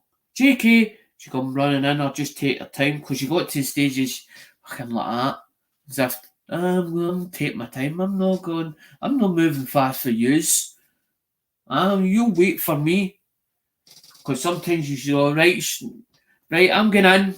Shut her back door, and then eventually she'd come the back door and just look at the window. And she'd be like that. And then she'd look up, like that, as if to say, well, let me in. But when she used to disappear, she'd go into the long grass and then just go to sleep. But as I'm saying, she was never far away. And I remember the night when mum's like, we didn't let the cat in. And I was like, mum's like, where is she? And mum's like, well, she can't be that far away. So we started shouting and it was fucking pitch dark, right? We're shouting, cheeky, cheeky. And all I could hear was,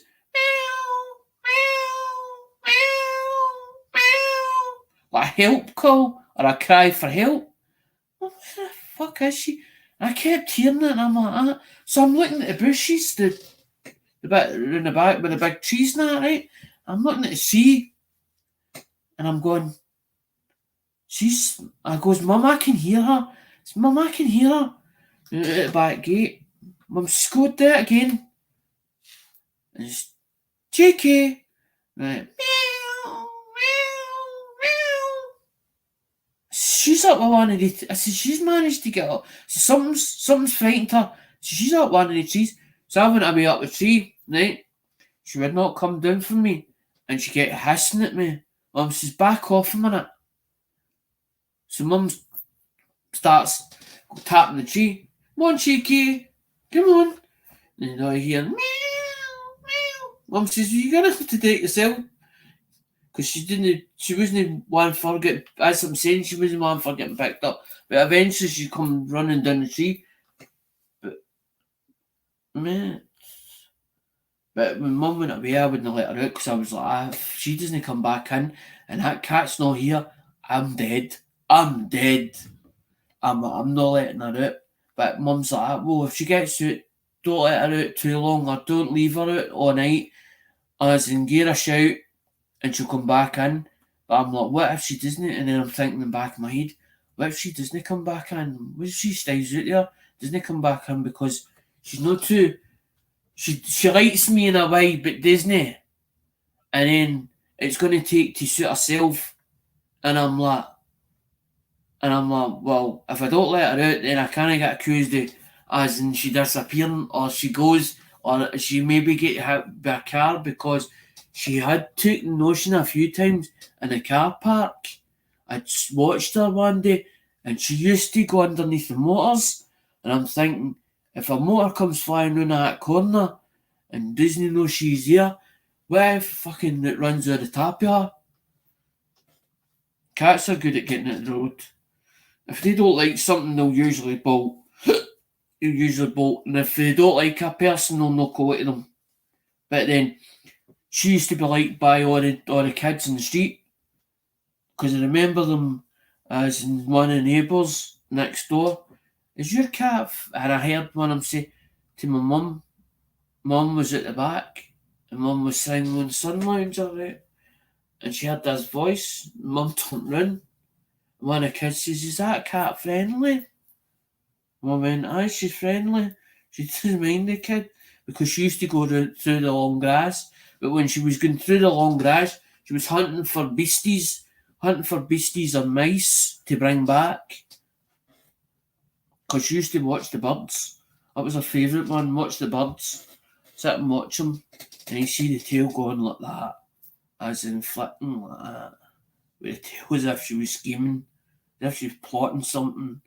The tail going like that. And then Diamond sitting there like that, underneath the sun lounger. Like that. Just lay there like that. The way he's going like that, watching. She's up to plotting. But then I remember Mum telling me that she brought one I can't remember what it was. Something back there, and Mum actually screamed and she dropped it. But then that cat had that cat and Mum's had a few litters, but every time that she dropped a litter, she would only nurse them for so long, the kittens, and then she started hissing at them as if I don't want these. I only want to be a loner cat, and that's what she became. She only became a loner cat. As in, there was one in the street, and she hated its guts, man, with a passion. And every time it come near, you'd hear her fucking hissing and all sorts. As in, and it wouldn't even be on her property. If it came in, she would chase it back out of property.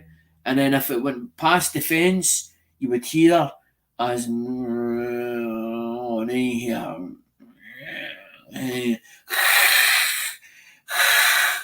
but it was what colour was that thing? It was like part tabby, part white. It was white body with the tabby stripes or something on it, but it had like patches with a tabby, and then it had like a raccoon tail, like a tabby tail. As in, as soon as she saw it, as soon as she clapped eyes on it, as in you would hear her fucking go mental. I thought, she didn't like that cat. Something about that cat she doesn't like. She didn't down me either. It's done something to her, or it's antagonised her. And she's not liked it, or it's trying to jump her, and she's not too nice to it. Not took to it at all.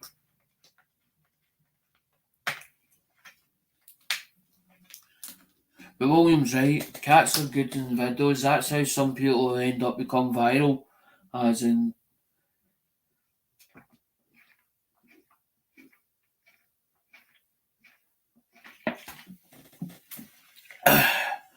I do.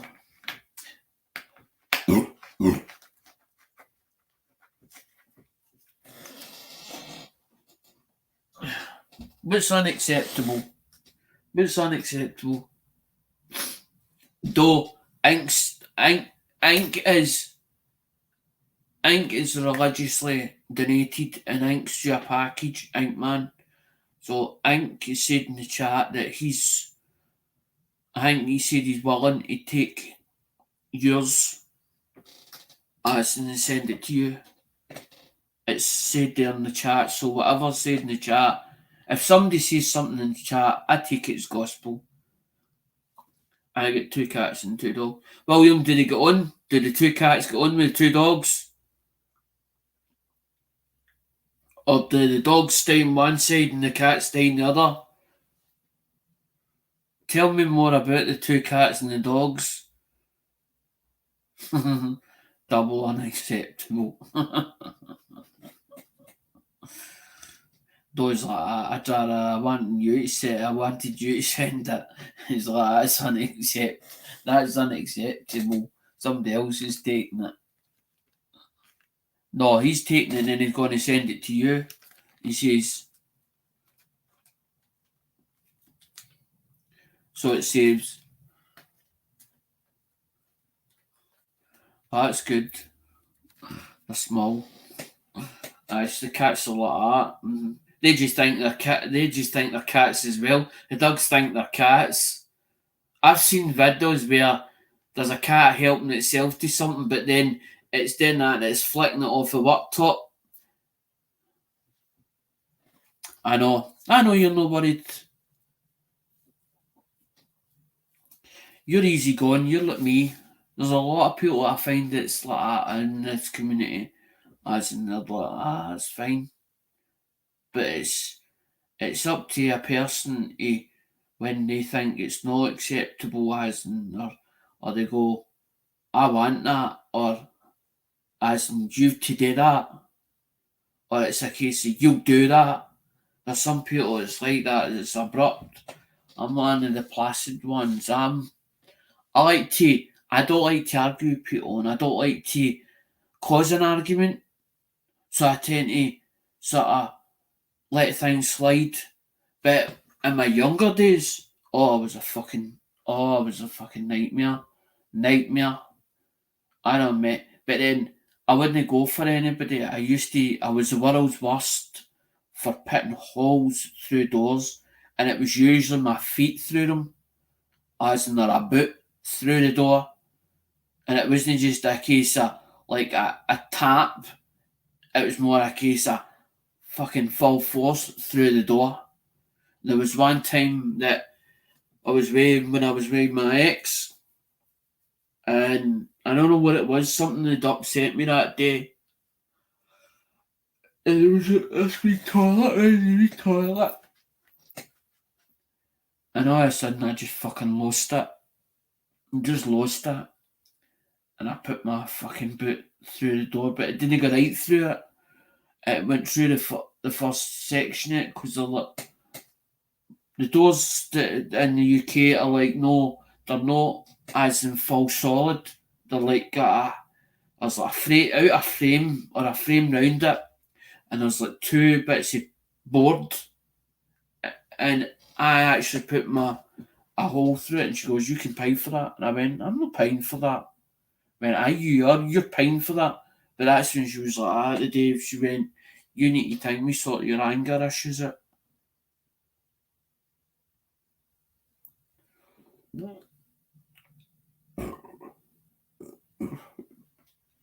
Oh, when Jackie was talking about that, somebody was talking about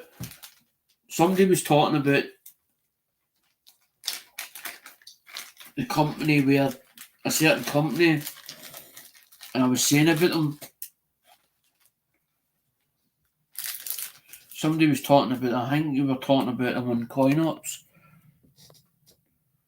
the Littleton packets, the Littleton company packets. There's the Littleton ones there. There's Littleton's packets there. The average circulated ones. Because that's the ones that are... Oh shit. I'm losing ones. Because that's when William says about my ink collection. Sometimes when I tend to put them like, if I buy something and then sometimes I'll keep certain ones, but then there was a talk about, funny enough, about Littleton. About actual Littleton ones. There's a Littleton one there. And that's when they say, so that one says it's a 1902 average circulation or average circulated. So there's the condition that's in. So does anybody agree or disagree with Littleton, what they've said on that package, or what they've put on that package? Because somebody was talking about the Littleton, because it says Littleton Select coin quality.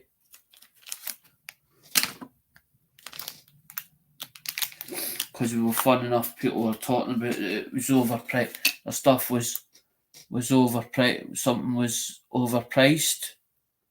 I got them off another dealer who sold me them, but I didn't pay over the odds for them.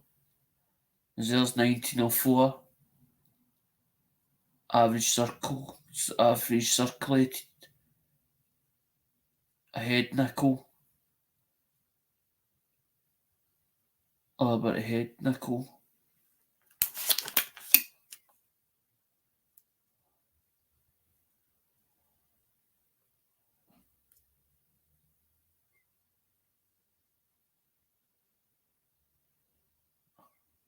I buy the ASC Littleton for a decent price. Some of them I didn't have, William. That's how, as in like the different year dates. And I was like, well, I'm going to keep certain ones, or as in, if I've got doublers, is something I'll tend to put them into like, as in, like for the channel. And then what I'll do is I'll sort of share them out, or I'll sort of use them for minimums or whatever. Is this it says you're getting a mixture, as in like world coins or whatever, and the minimum stuff. So you will find stuff like these are maybe Indian cents or stuff that I bought, and I religiously bought more of them because I wanted certain ones for my own collection. And I was like, well, I don't own them, but I don't want to take them out of packets. That's why I've left them in the packets. 1903.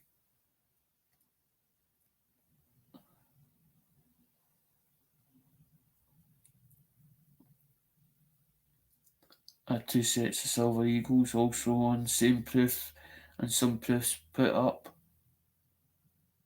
NASE are good. They hold prices. I picked up my native coins from their catalogue. See, some people are down me disagree with the quality of the Littleton stuff.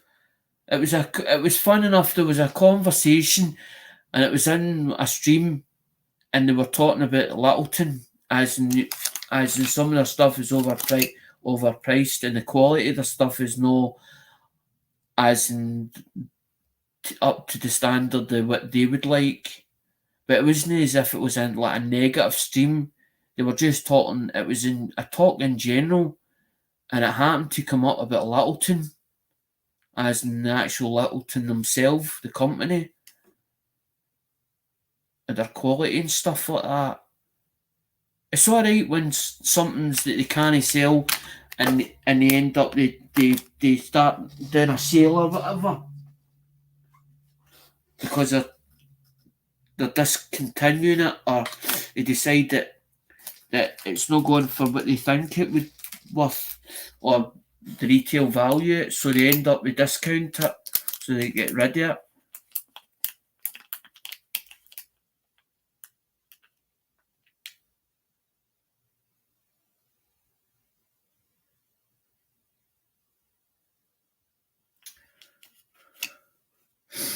I think that's why I buy off the, because these didn't come off the Durbans. This is a way back. Some of this is a way back for, as in when I was buying for Lemonhead.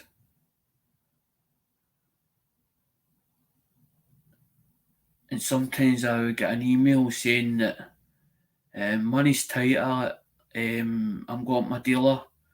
Is there anything you really want? And I was like, well, how much do you need? Or how much do you need to sort the difference out so that you can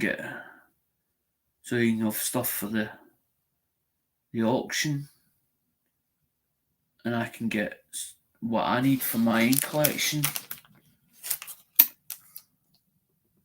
I'm trying to not speak out of turn because I don't like speaking out of turn, as in people know what and they go, I didn't know about that, or I didn't know about this, but a lot of it was done in confidence and stuff like that. Whereas I offered one day, I says, if you're short of cash, I says, I wouldn't mind getting in. And he's like, well, he eventually took the offer up. So when he was a bit short, or a bit tight, or the sale hadn't done well for that week, he would rally around his ones that he'd religiously dealt with for years or for a long time. And if he could get as in a bit of money for the thing to buy stuff off where he was going, nobody asked who the dealer was and where he was going to get the stuff. And then what he would do on a Monday when he would do a video where he was showing what he got, but then he wouldn't say to anybody that he put stuff by for me. Religiously stuff put by for me behind the scenes. But it didn't happen often, it just every now and again. But it happened more about around the end of the time with Lemonhead. And I got on well with Lemonhead as well with Travis, because he never done me a bad turn. I said people was like, but you didn't get your last package out. I was like, well, it's partly my fault, because he did say, He did say, Lemonhead did say, I have a lot of native coins and tokens I have purchased for the time we from coin community. Everybody purchases something for the coin community, Jack, or they pally up with people and they maybe buy for somebody that's short of funds or needs a wee bit help, as in because they're selling their belongings or their collection because they've times has get tight and they've had an unexpected bill. But you can pick up good things, and that's what I like about the coin community. You pick up really nice stuff. It's no junk. I wouldn't call it junk. I don't think it's junk in any way. As I used to, when people used to say junk silver, I was like, what do you mean junk? Define what's junk. Define what's junk. Because when we say junk over in the UK, it means it's fit for the bin. It is fit for the bin, or it is fit. But then it's what they say is one man's trash is another man's treasure. I've picked up phones that people are like, they're too far gone. No, they'll do for bits. I'll check, see if that works, or I'll see if that'll fire up my battery. If it powers up, it'll tell me whether that screen's good and that. I can take parts off of that. I've only found one piece in all the years I've been on YouTube, and it was a Mardi Gras token, but it had my tribe's name on it, so I bought it. That was nice, think. Oklahoma. Alright, Jackson. Right, what state you in? Oklahoma, right.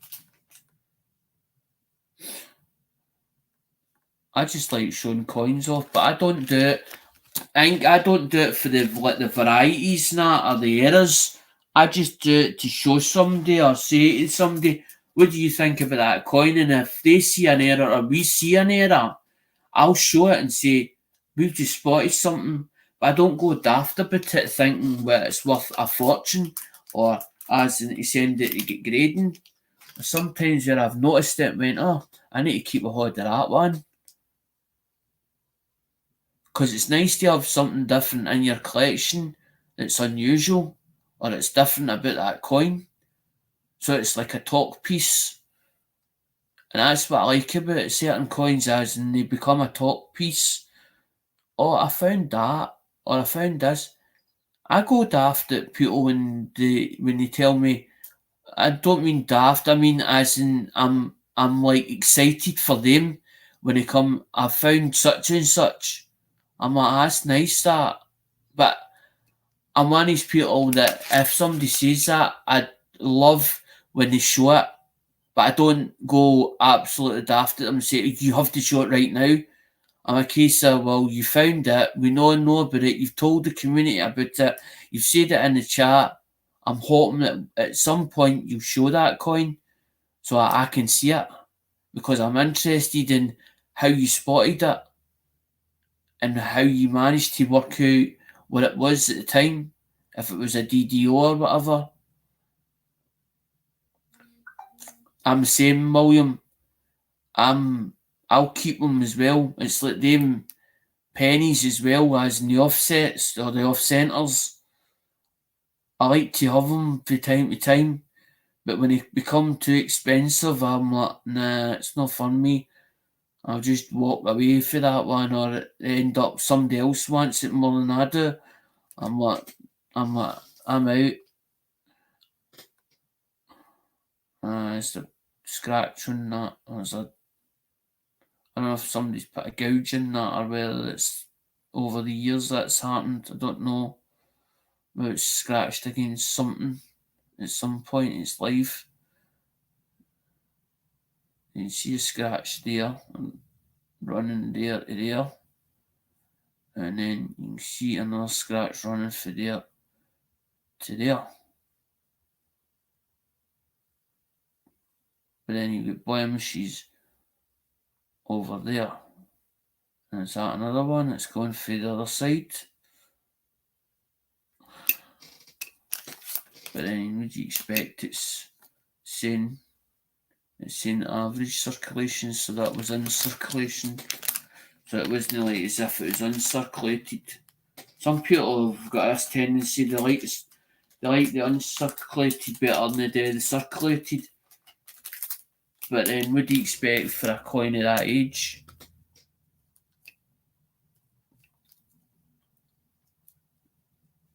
For the late 1900s?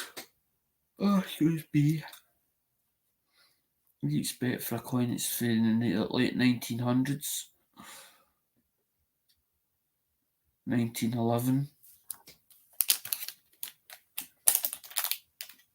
It's now 2024, so I'm quite a good age. And I don't know when they were actually packaged, these ones.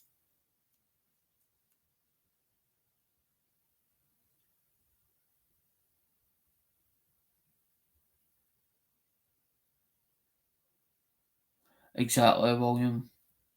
I just put it under a microscope to let you see it, that's all. There's that one, look. The LI is missing off the Liberty off her headband. Just says Bertie on it.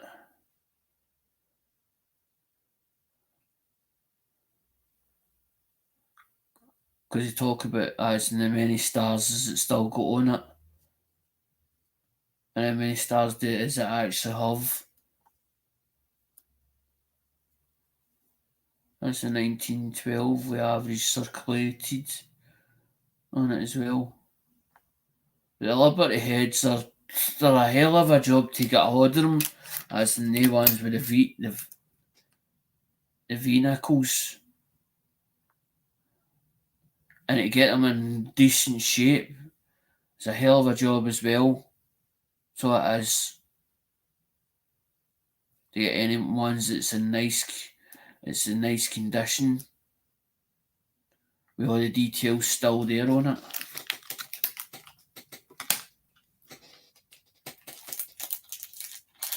But then I've got some full set of Susan B. Anthony's, but I like that. Show the Susan B. Anthony.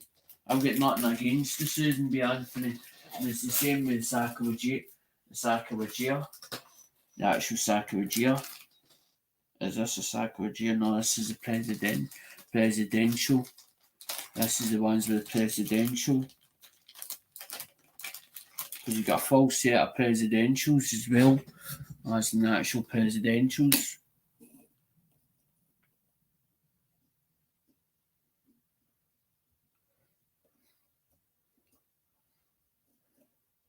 Because there's James Madison. That's for 2007 S. Fucking focus. Oh, fucking nuts. You're nuts, that.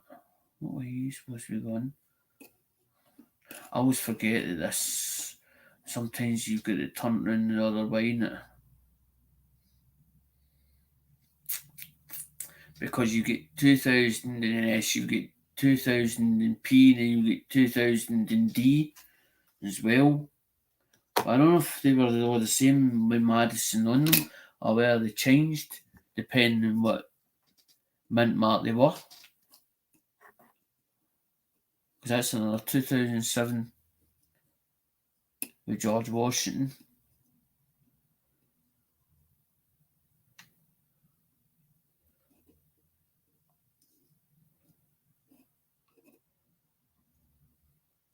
Because I think the starting price was like $4 a piece. I think they were. I think that's what they were, like $4 a piece or something like that. Keep dropping. There's a coin that keeps dropping as it wants to. It doesn't want to stay up. It keeps attaching itself to my arm, and it keeps falling in the flare. It doesn't want to stay.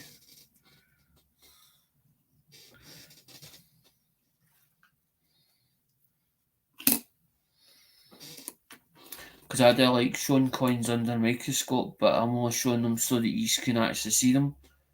There's John Adams.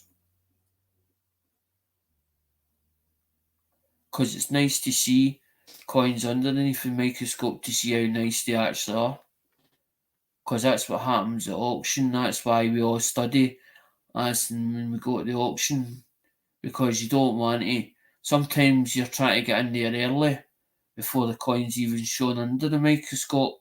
And there's times where sometimes we hold back because you want to see the condition of the actual coin itself, because that's what you're buying at the end of the day. When you're viewing something, that's what you're buying.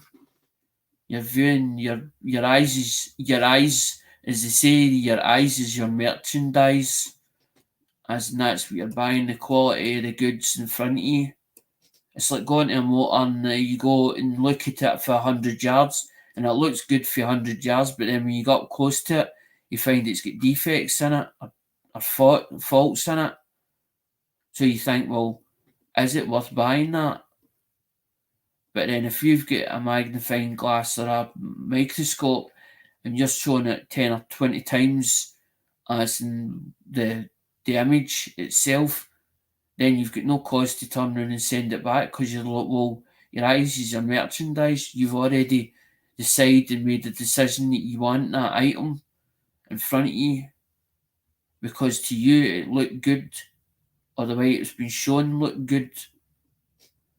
But there's other dealers that will turn around and say to you, well, if you're not happy with your merchandise, send it back.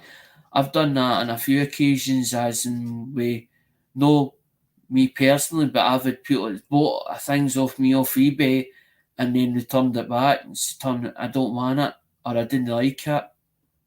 I thought, send it right back and I'll give you your money back as in what you paid. Because I don't like anybody upset or somebody unhappy. That's one of my pet hates. Somebody that's unhappy, because you always get the one that's unhappy and you've not done nothing about it. You've not resolved the issue. They end up what they do is they bad feedback you and everybody else sees it in front of them. Or what they do is they go around telling their pals or whatever else, their friends, family, their pals and all the rest, don't touch him with a barge pole. He didn't sort my issue out. And then they make out that they were in the right and you were in the wrong. It's never ending. Collect the right stuff and document it.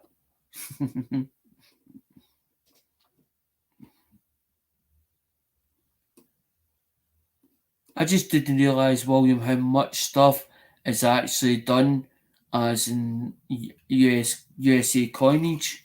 I didn't know there was so much of it at the start. It wasn't until later on that I realised how much was into it, as in of the coinage over there. Because you've got like a presidential dollar, then you've got Sacagawea, then you've got the half dollars, then you've got the Indian cent, you've got the Indian cents, then you've got the wheats as well. You've got the wheats as well. Then you've got the 50 states quarter dollars. Then you've got the dimes as well, and then you've got your nickels. But over here, like our coinage is like, it'll say 2017. It doesn't have like a mint mark on it saying, well, it's came from Philadelphia or it came from that mint. It just put on it 2018 or 2017. So you only have to collect the years, and that's when I get mixed up. And that's why when Hoovy says to me, no, you're wrong, Alec, I says, well, just give me one each date year. And she went, by the way, you need more than that. Yep, that's why I'm not a collector. It depends what somebody collects or what somebody thinks is collectible. It's up to them. There's nobody's ever wrong in what they collect. Some people collect the older stuff. Some people collect the newer stuff. Some people collect, well, they call it, they don't collect the new stuff. It's called modern. It's called modern items. And then there's some people that collect unusual. Because there's one that's 1945.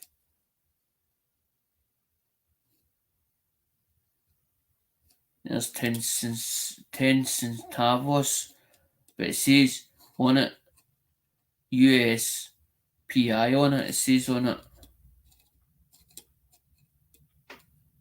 because some of them were done originally for the American market, or it was actually done for them for different countries. Because that one says 10 centavos.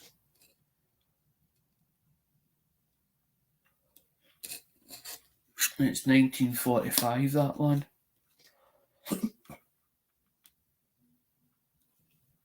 Because that's it says it's just in the back in the United States of America. 1945. I know I can't get it all, but I try and stick to the low mintages. Exactly, William. Everybody does their own thing. Everybody has their own idea how the way how to do it. It's like you saying about the low mintages, and then there's some people that are like they just into everything and anything.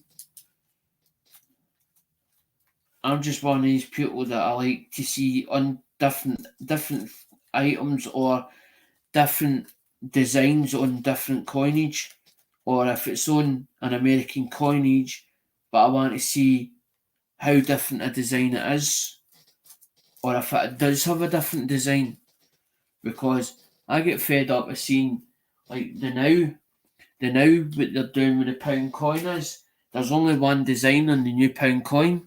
They've no changed the design on the reverse yet. So every coin that you see has got like a flower on the back end of it, or a daffodil with all its petals shooting off it and that, and all the flowerage showing off in it. And you're like, well, why don't they change the design on that? But I think over time they'll change the design. But then what they've done with the newer ones, with the king one, is they've done like the salmon. They've done like there's one with a squirrel on it. There's one with a salmon on it, and there's another one. There's quite a few different ones on the reverse of the coins. Now that he's new, but I don't know why they done that theme. What the theme was all about when they done it. As in the one with like the squirrel, you get one with the squirrel on it, and then you get one with the salmon on it, and then there's about 3-4 different designs on the different coinages that they brought into place, the new ones, but they're not due yet. They're not for circulation yet, or they've done the design of them and shown them, but they've not been released. And if they have been released, they're only releasing them slowly. They're only releasing the buggers slowly. They're not doing it as quick as what they were going to do. So they're holding stuff back in there at the moment, at the mintage. And then there was somebody moaning just there. If this keeps up as in the tours at the mint, they're going to end up as in having to shut the place down.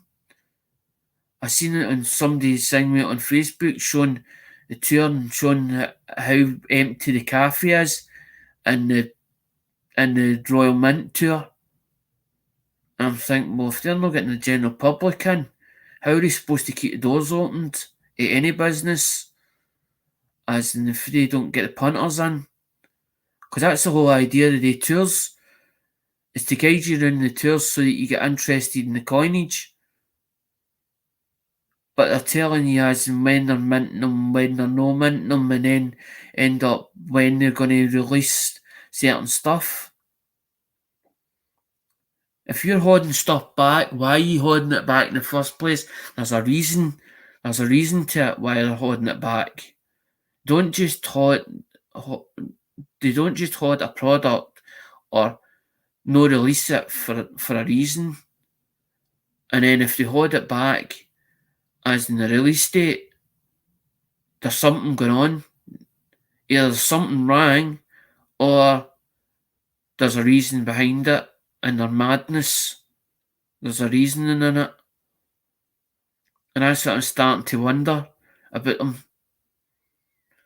And then when you see the price of our coins going up, as in these papers, like with the Herald, the Daily Record, the Sun, or the Sunday Post, the Independent, the Welsh.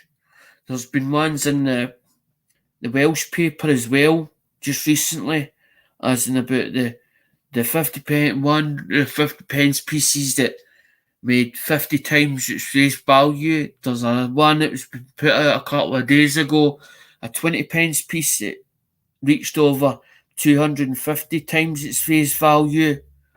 So some of these coins are then funny money at the moment, but that's mainly on eBay. But as soon as you put anything, you put rare coin, people think, oh, this is a rare coin. But what makes a rare coin? Can you actually explain a rare coin and why it's rare in the first place? Because I kept asking myself that question, because there's many times where I've went on eBay and it said rare, or it said something that the way it was titled, and I started asking myself the question, and what does it mean by that description? What makes it so unique its own? And sometimes I've wanted to send a question to the seller and saying, can you tell me more about that coin? Or can you show where the error is in that coin? Or why it's an error when you're saying it is? If somebody can't show you something, then they've fabricated it, they've made it up to make the title look good. It's like me, I don't put titles as in make titles up to clickbait. I just put a title up and that's it, end of story. Sometimes it'll be because I'm trying to make a point, or I've got something to explain or something to say, or I'm being honest with you, as in instead of leading you up the garden path. Because I'm not here to lead anybody up the garden path or steer them in the wrong way. If I make a mistake in somebody and somebody pulls me up about it, I'm the first to turn around and say, I apologise for that. Must have obviously I made a mistake. But I do slip up from time to time where I've done a video and I've like said something 3 or 4 times, and people goes, but you've already said that, you went and said that 3 times, that same thing you just said. Or you've already explained yourself for that, you don't have to explain yourself for that. But I feel like you're owed an explanation, especially when you're a supporter of the channel and you're watching the videos. Because sometimes you must get fed up with the videos that get put out there that I've done. Because sometimes they're a bit long-winded, the videos. But then there's times where I'll sit with an idea and all of a sudden I'm like, I'll start putting coinage or whatever under the microscope. But then I'll not just put do like one coin. Some people when they do like a short, they'll do one coin, they'll just show one coin, but you'll hear no talking in it. So you're trying to work out what they're actually doing. And there's some people that can actually put a short and put music with the short. And sometimes it turns out really good.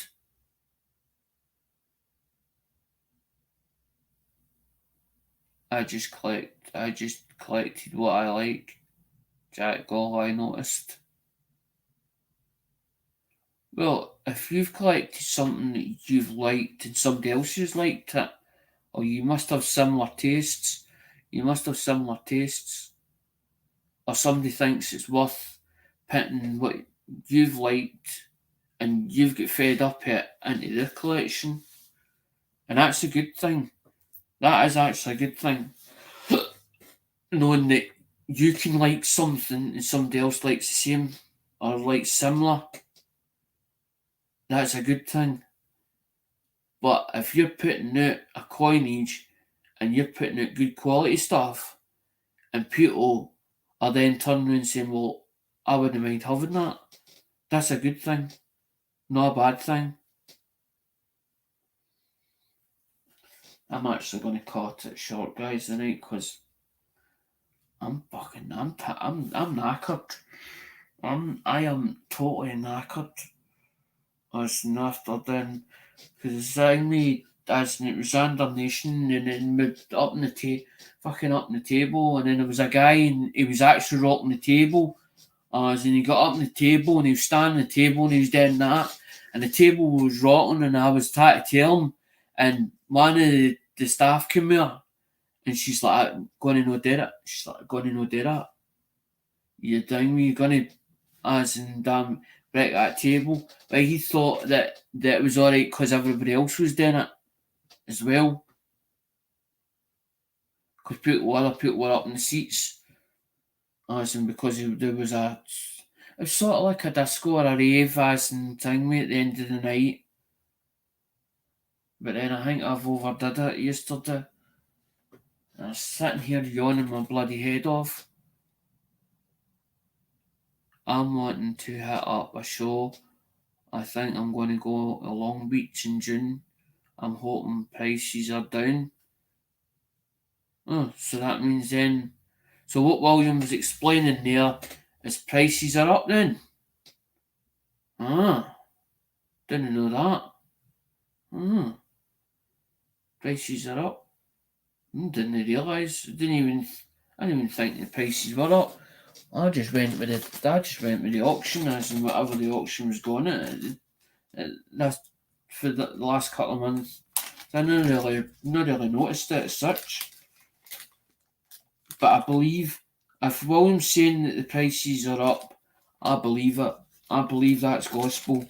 Because either he's been looking at the graph itself, which I know when the market, as in when the stock market, it goes like that, and you'll see the peak. You'll actually see the peak when it actually rises. When it actually rises,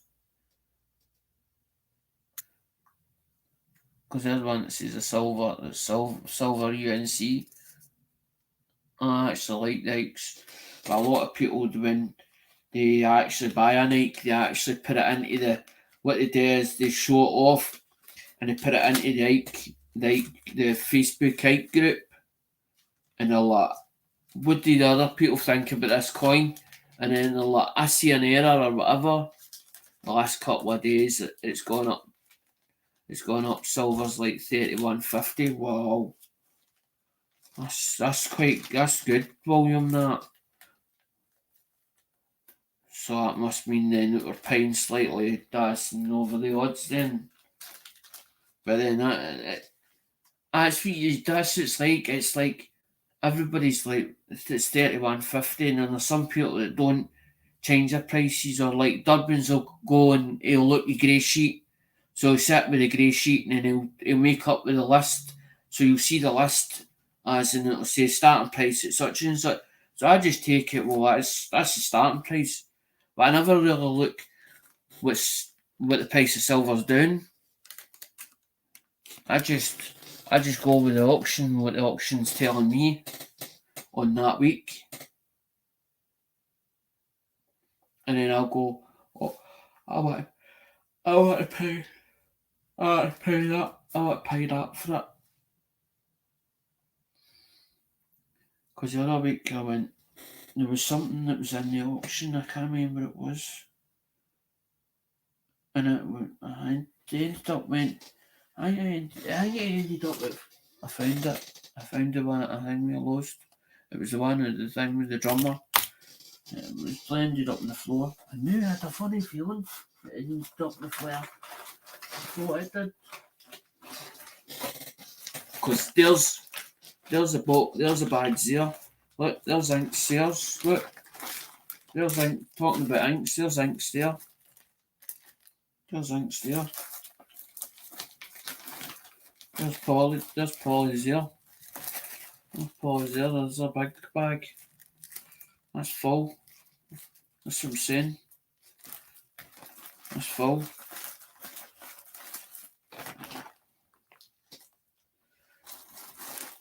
the same as David's, because Inks, those will probably go next to Inks.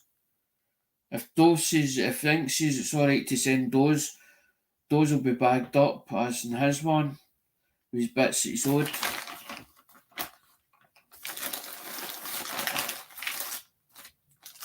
Oh, there's those there, but those got a bit. I think there's a bit in that box somewhere. I think there's a bit in that box as well. Thank God that I did that actually. That'll actually thing me. That can sit out the night. Because I think there's a bit of those that's in that box or in that grey and green box that he's done up. And I'll remember that it's in there. I'll put that over there and there. And I know where to go and find that. Because there's David's as well. I'm not sure if David's needs to. Exactly. Because I'll get the two of them in. Because I'll just use a bigger envelope. So I think I've got bigger envelopes somewhere.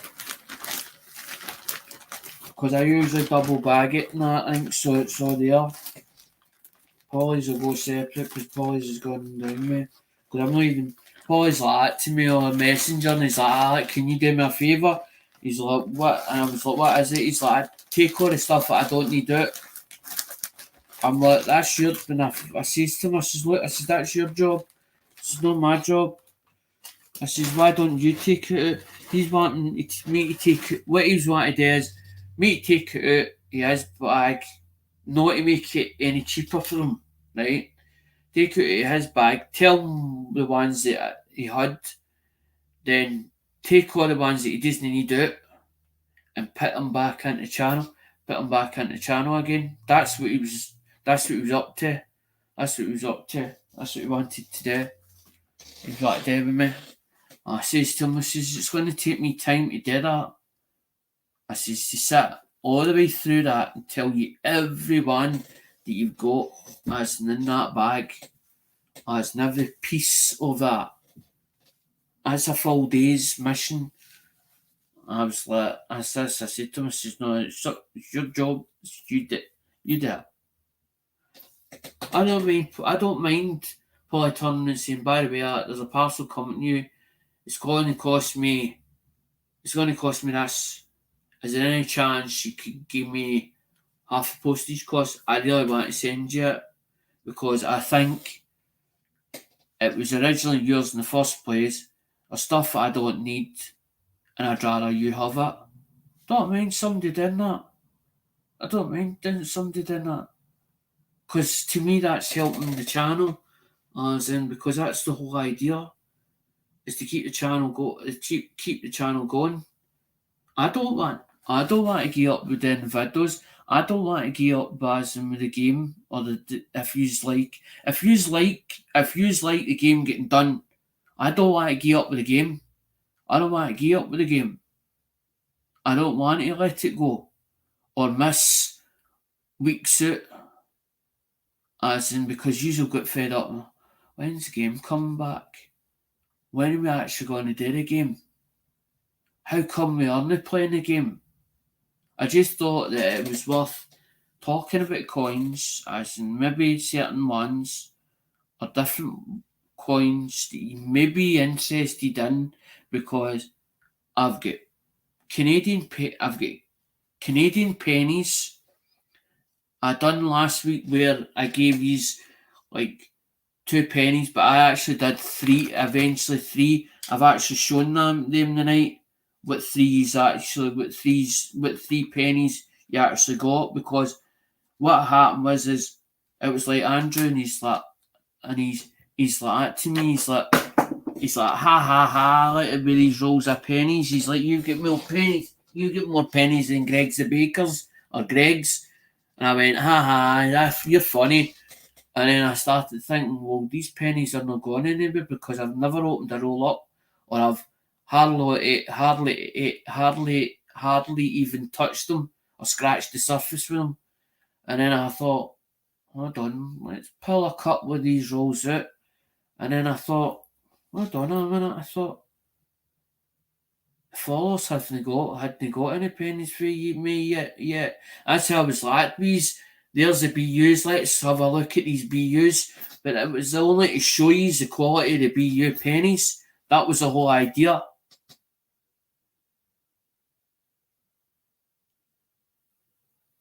That's why, William, that's why I started. Because then I started to stop. Because see, last week, what I done, did you not see what I done last week? Last week when you played the game, I left the bags. See the bags? See the bags that you've won top prizes. That's why I left them with the bags, because they're the lot numbers. That's the lot numbers for the Durbins. And that's why I done it. Done it deliberately. I did it deliberately. That's what I did. I did it deliberately. It was deliberately done. It says Alec on it. That's Durbin's handwriting, as in for when it was bought, as in what date it was bought in, as in like the 7th or the 8th. That's the 8th month or the 7th month, dated in the 8th day on the 8th day. That's why I deliberately done that. Because you've just asked what you said, as in thing we seen the coins that you got for the Durbins. I get them all the time. That's why I tend to show the box, or I did a live stream with the box, as in to show you, look what I just got. But I always try and say Durbins, so you hear the Durbin name getting mentioned, because that's where they came from, or they originated from, was the Durbins, as in Diane and Joe.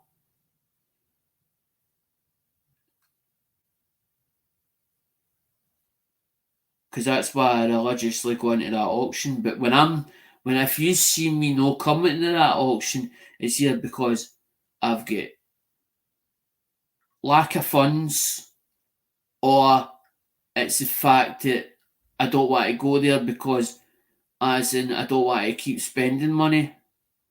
So that's when you don't see me, because it means then if I don't go in there, I don't spend any money.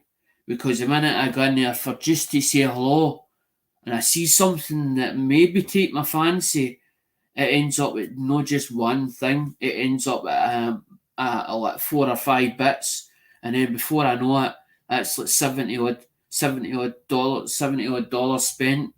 And I don't like to turn around and say to the Durbins, by the way, I can't pay that invoice this week. I wouldn't do that to somebody. If that's wrong. You get into an auction bidding stuff and then turn around and say, I can't afford to pay it. Well, you shouldn't have been bidding for the stuff you shouldn't have been bidding for the stuff in the first place if you can't pay your dues. That's why I religiously don't. If you don't see me there, that's the reason why. Because I'm holding money back. Because I'm only in limited funds. I only get so much for the money that I get in from the benefit that I'm obviously on.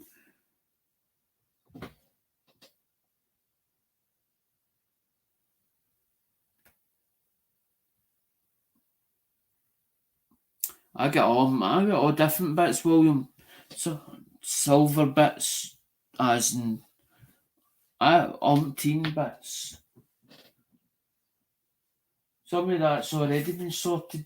Some of that is for the Durbins. As in, I can't remember that 1945 came from originally.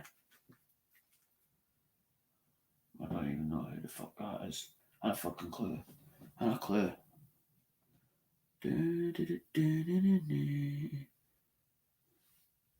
I haven't seen it, but but what's more interesting is what you're getting.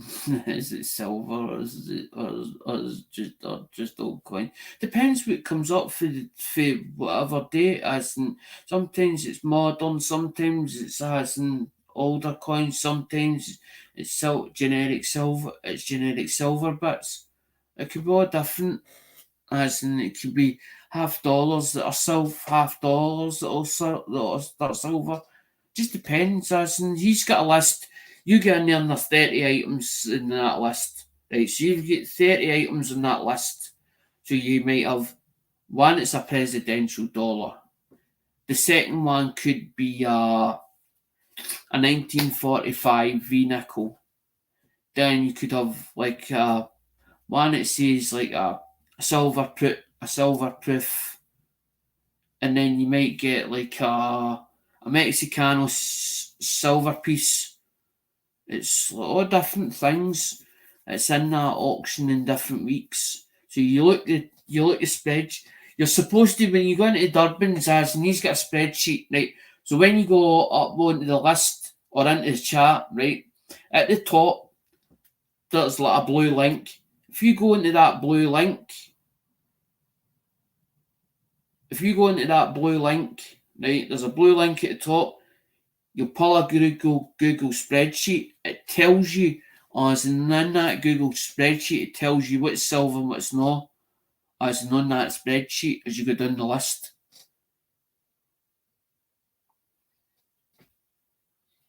I'm trying to pull something out for an auction where we can tell it's Durbin's. That's what I'm trying to look at now.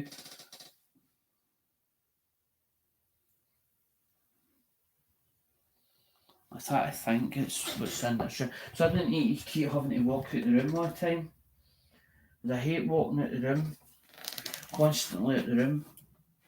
I'm trying to think, but then there's nothing that I can put my hand on that I can turn and say that's definitely for the Durbins. Usually it'll be wrote on it in black or pen or whatever. Usually you'll know straight away. I usually can click on pretty good what's his and what's not. Usually.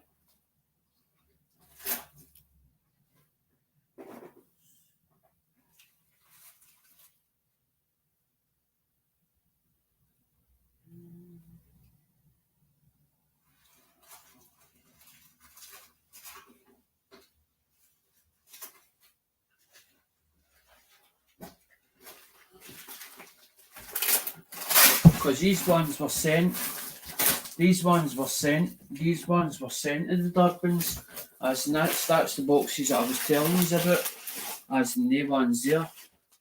These ones, as in that ones, these ones are for Cheapskate, as in it were sent for Cheapskate, as in the Durbins onto them for me, because I bought them off for Cheapskate. There's only like 2 boxes of them. There's only like 2 boxes of them left, William, and that's why I pulled the game back today. Because there's only 2 boxes of them left. And whatever else I had got for a centre hoarder originally. The centre hoarder. That's for the minimum prizes. I try to think for something because I don't want to hear me answer the question. I do want to answer the question. Especially when you ask the question. Because I feel like sometimes I avoid the question. I hate doing that.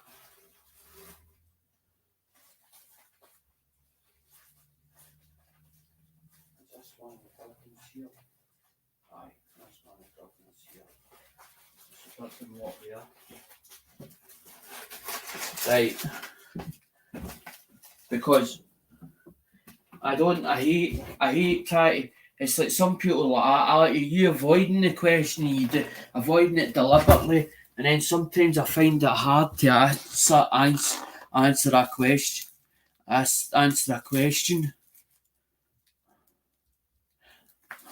it's fine, William. No, because I want to answer the question as, and you've asked me a question, and I don't like no answering that. And sometimes I find that hard when somebody asks me a question and I'm like, I try to get an honest answer. I'm trying to answer their question, but sometimes I don't understand what they're asking at the time, as in the way I'm supposed to answer it. And that's just sometimes I get stuck on. I'm like, how do I answer that? Or what way am I supposed to answer that? And I'm trying to answer it honestly without avoiding the question. Because I know what it's like when somebody's avoiding the question, you ask them it and it's like you get so frustrated at them, you like want to bounce their head off the wall because they're not answering that what you've just asked them. But maybe they just don't understand. There's one there, the Durban lot. There's a first of the 12th. There one in an envelope, but the envelope doesn't say what it is, because I don't know if the envelope had been changed or where it's a... Is that a Canadian? I think that's a Canadian one. Aye, that's the Canadian one. See, the other one, the business ones or whatever, I'll tell you on it. It'll say on the bottom of the envelope what year it is. I noticed his auctions have a lot of foreign.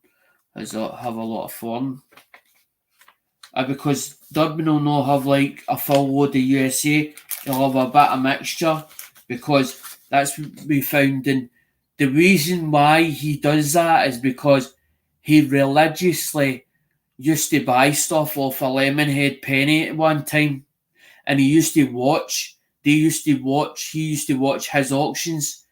So he remembers that not everybody is into USA coinage, and that's why not every lot is USA based, as in his auction, as in the Durbans. It's the same with Cheapskate doesn't do everything that's USA. It's a bit of mix, like Canadian, then foreigners, and then all different bits.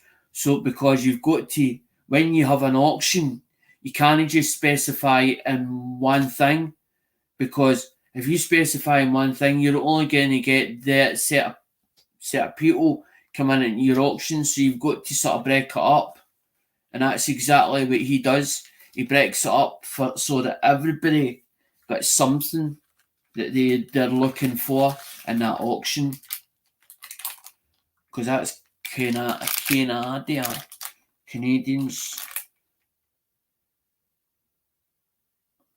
because that's the commemorative one. Because it says 1870, it's there. With a Canadian goose, 1867, 1967, 710.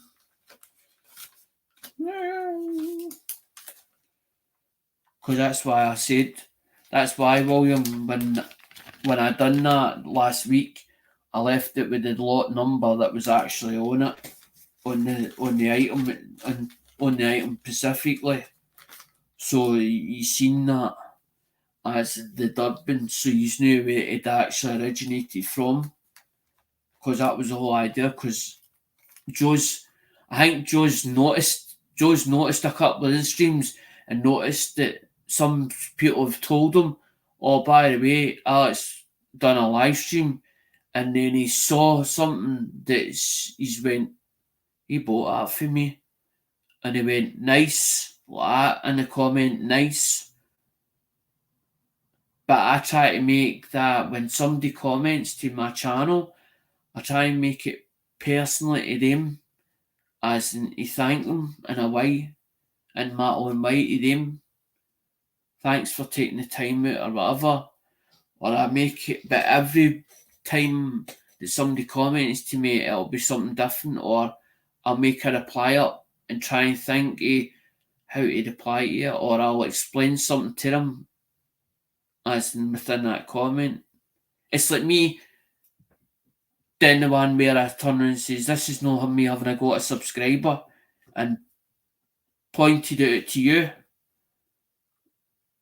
and then people's like, but you didn't want to, you weren't want to say who it was, but then you then showed William's packages. It wasn't because I was trying to call you out. You asked a question, and I felt as if I didn't answer the question. So I'm like, how do I answer this question? And I'm like, maybe it's worth showing you. You've not just been in the game once, you've been in the game four different times. Four different times.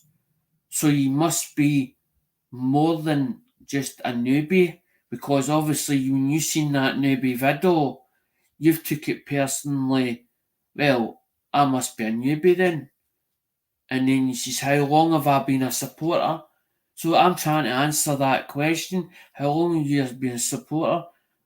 So I would have to go religiously back into the replies that you've ever sent and figure out how long you actually have been with the channel or supporting my channel. Because then I could get to the point where when you turn in and says, but I don't usually support outside channels outside the US. I totally got that when you said that. I totally got that.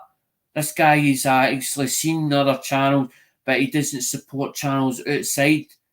But he's trying to figure out how he met me and how come he supports the channel.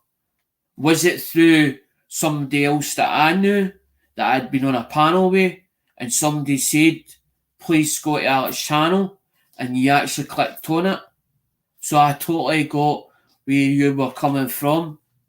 But because I couldn't answer that question, I'm trying to answer it honestly to what you wanted to hear, and I didn't know how to answer it. So I went, right, let's show him the wins that he's already won. But I wasn't going to go through as in because I didn't want to bust the surprise ones or take out the ones that were like in the envelopes. I'd rather leave them for you to do them, for you to get a surprise of what's in there. Because if I start taking them out and showing everybody what you've got, it's not a surprise anymore. Because I do like surprises. It's like my ex-partner, and she's like, I got you a surprise. I went to Ann Summers, but don't look in the bag. I want you to take that upstairs. So I was like, well, you've told me not to look in the bag. I'm not going to look in the bag. But you've got me in suspense of what it is that's in that bag. I might take a little peek, but I'm not going to actually pull it out the bag. So I know that I'm going to get my oats at some point. As in, she's going to dress up nice for me on a certain occasion. As in with the summer stuff. So I didn't spoil the surprise because I didn't want to spoil it. Because I knew that if I'd said I'd already been into that bag, she might have, you spoiled that surprise. It might have actually burst her bubble to think, well, fucking, why was she looking in it first place when I told her not to?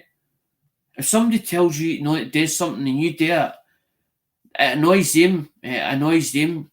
It annoys them more than what it does you as a person. 710. Something about the missing pair.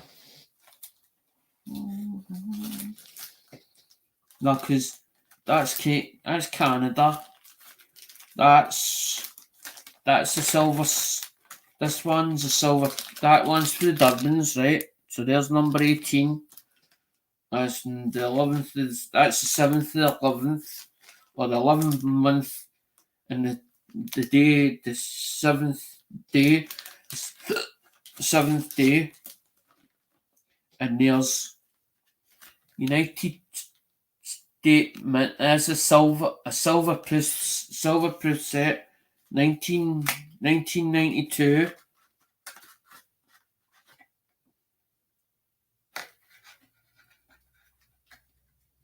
I didn't know you had bags. I wondered why you did that video. Maybe me explaining it, maybe you angry, maybe you realise now. It was not done negatively or to offend you or upset you in any way, William. That was the whole idea, was to answer the question that you asked, because I was annoyed at myself because I couldn't answer you as in that question, as in the way you wanted it answered, or the way you would like to have had it answered, and that's why I done it. That's why I did it in the first place.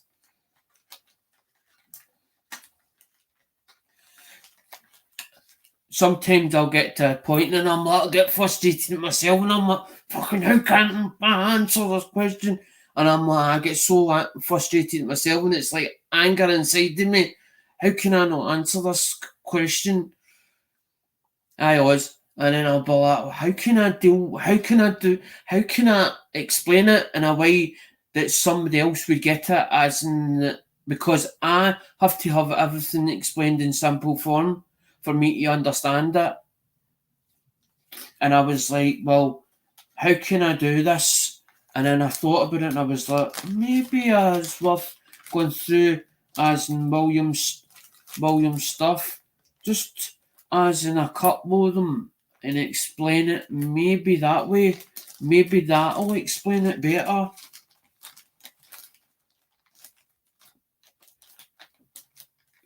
Because it implies that me and you go back and forward. I thought that was funny.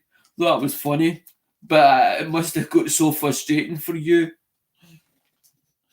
Because you're telling me as in explain yourself as in like defending. It's like somebody defending themselves as in with words, and it's like a miscommunication here. Because me and Lemonhead used to go on about this quite often about a miscommunication error.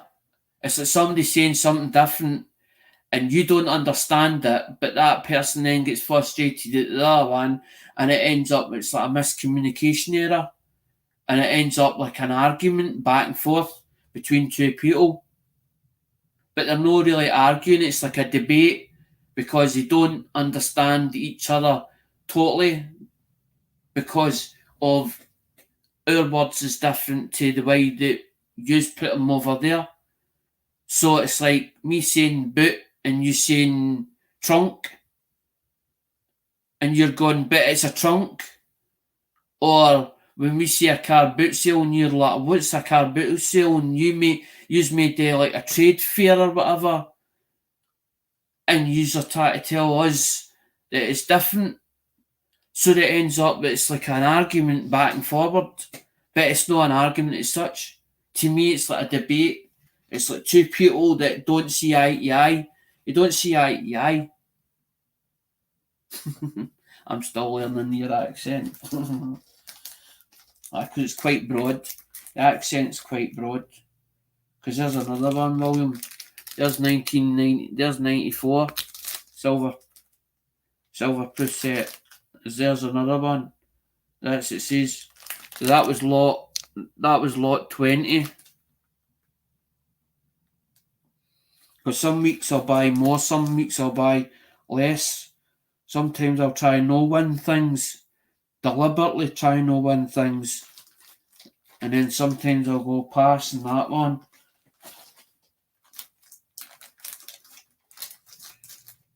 And then it's like Oz, and then I don't like leaving Oz out, right? Because I've been a supporter for Oz for quite a long time now, right? I watched the time where he was trying to do a collaboration with him and Pongo the Monkey and TLT Coin Hunter back in the day, right? Now Oz actually reached 1,000 followers, but then because of all the carry on, Oz deleted the things on that channel or the videos, and also deleted the channel itself and started afresh.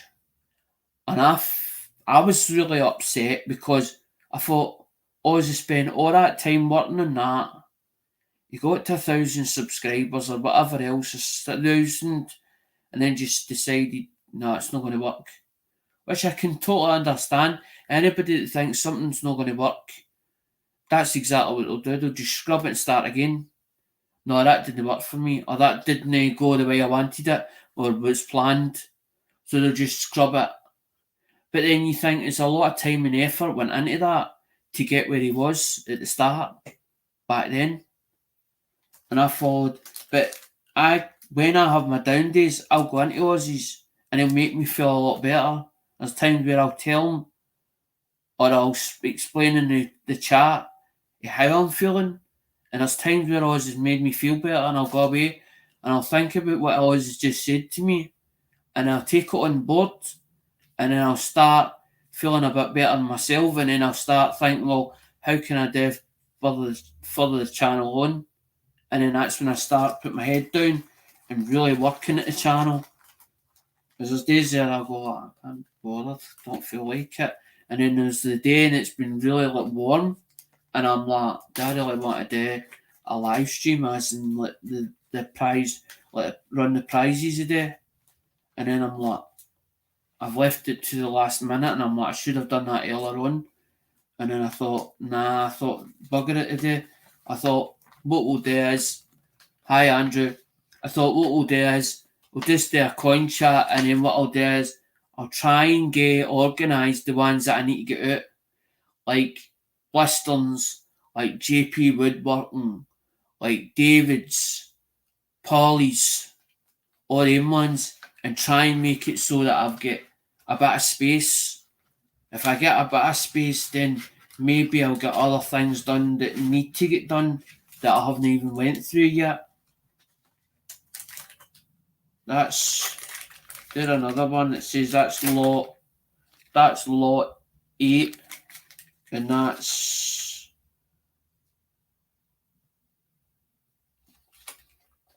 the ones where it's the United States Mint uncirculated coin set with P and D mint marks. So there's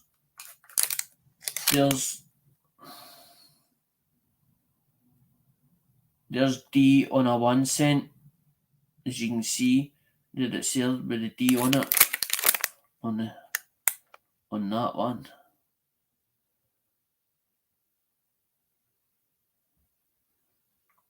But they've no, instead of the 1 cent, what they've done is they put a different design, like a treasury design on it, and then put it as D, because that's red.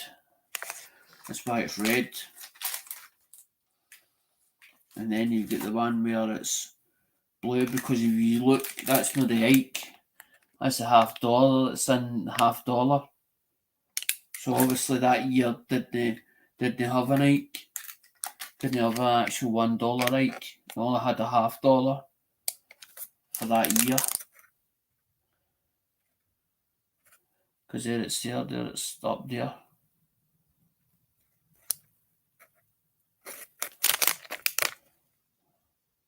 Treasury one there. The Treasury.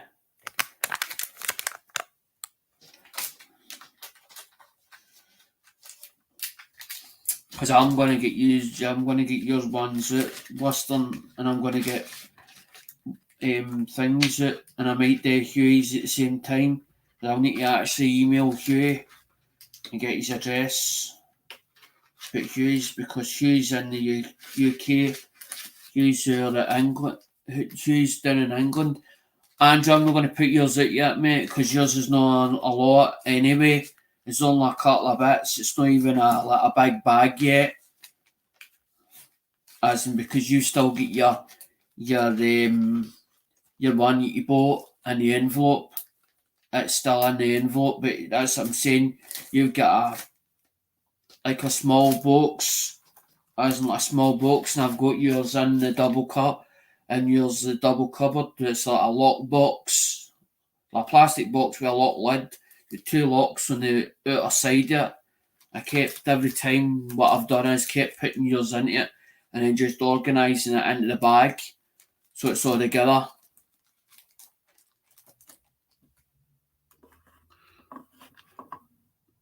Because I know you'll wait for your stuff anyway.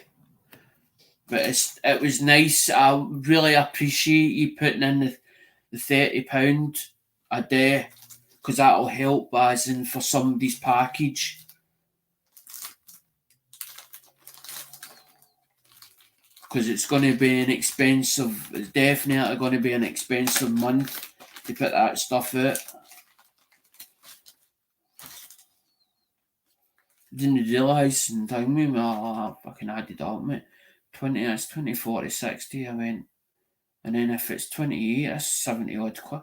70 odd quid before we even start. There's nearly time with that, as in for a full shipping the Durban stuff, as in 70 odd quid. And that's only 3 bits. It's only 3 packages. But then I'm like, well, the UK packages, Andrew, are only at 5 or 6 quid each. So it's not so bad. But as I said, I don't want to turn around and say, right, it's only UK only. I don't want to do that. because I think it would kill the whole channel. It would kill the channel on its own, because there's a lot of supporters for different parts of the world that actually come to the channel, and it was about as in everybody feeling like as in they all have something. I don't even know the number, the lot number. Lot numbers, I think a lot number's 2. But I don't know if there was 2 bits or whether there was 3 bits in there. Oh, hold on. Aye, this is the one. Andrew, this is the one. There's another one. There's like a box. There's like a box set. These are 1999, right? But if you'll notice, it says on it, it says 50 states quarters. See it? See it saying 50 state quarters? They actually do a boxed one of them. There's like a boxed one. It's like a box, and there's like 3 bits in it. There's like 3 plastic cases. Plastic cases. That's what I said to you about it. Because what you do is you divide it by 3. For say for instance you paid $35 for the full set. So you would take the full Denver of the quarters out of that set, and you divide it by 3, and that's how we get what's costing me as in for the full set, because usually they come as in the quarters usually come as part of it. Which part is it? This is the part. So that's the black ones, because they're different colours. So that's the black ones. So that's the actual quarters, because they come like that, as in, so it's like a double set. Because there's your USA coins, and that's the quarter set. But they're different date years. That's how I said to you. You'll need to figure out what dates you actually need for the album, because your album will set out different years, so you'll know what parts you've got missing. Because I don't mind helping you if you ring me. If you want to do the thing where you want to do the, and then we just do. But I'm like, well, if I know which ones you need, then you tell me the budget, and then we'll just go for there. And I'll turn around and say, well, what's exactly, because that's what I'm saying. But I'd rather you go to the Durban sales sheet and then just tell me, right, I want lot 1 or a lot 1, I need lot 10. And then say to me, right, I want to pay that for it. That's my bottom line, or that's my top line on that. No more. Because it gives me a guide in the auction that day. As it say, right, I need that for Andrew. I want to pay that for that. He's telling me I have to budget it, and that's the top. He's going to pay. That's tops. He's going to pay for that. I'm one of these people. If my mum sent me in for messages and she gave me £20, right, I come back with change. I would come back with change for her. Might not be a full £20, but it would be £2 or £3 that she would have spare. That's what I'm like at auction. If somebody gives me a budget, hi Caroline. If somebody gives me a budget and says, right, I want you to buy that, Alec, but I want you to pay that for it. Bye, William. See you. Take care. Aye. So somebody gives me a budget, then I go, right, I've got a budget of that, but I can't spend all of that. I've got to make sure that I can give them £4 or £5 back, but I don't want to spend the full of that amount. You get me, Andrew? I don't want to overspend your budget, but then I'm like, if you give me a budget and a figure in mind, then I can go near that budget and say, right, I'll go up to that budget and no more. Or less than that budget. Less than that. Because that's what I said to you when you said to me about them. I was trying to find them. I was actually trying to find them. Because I knew the ones you were talking about, and I'm fucking trying out of mind. Because I've got a little book, like a black one, and I think it's 4 pages. There's 4 pages. I think there's 4 pages. There's 4 pages in it, and it's the Ohio ones missing. But I've got the Ohio ones for the set, and I'm like, I can't do away with that set because there's like four spaces, and it's a black velvet, like a little black velvet book. So it is. But it's a nice black velvet book. I think I go, where did I get that for? Where did I get that for? Did I get that for Lemonhead? Or did I get that elsewhere? I might have got it off of Lemonhead, but then I'm like, did I get it off of Lemonhead? Or did I get it elsewhere? I got it somewhere. Where did you get that? Where did you get that book? Where did you get the album from? Did you get it off Did you get it off Did you get it off of John Argent? The album?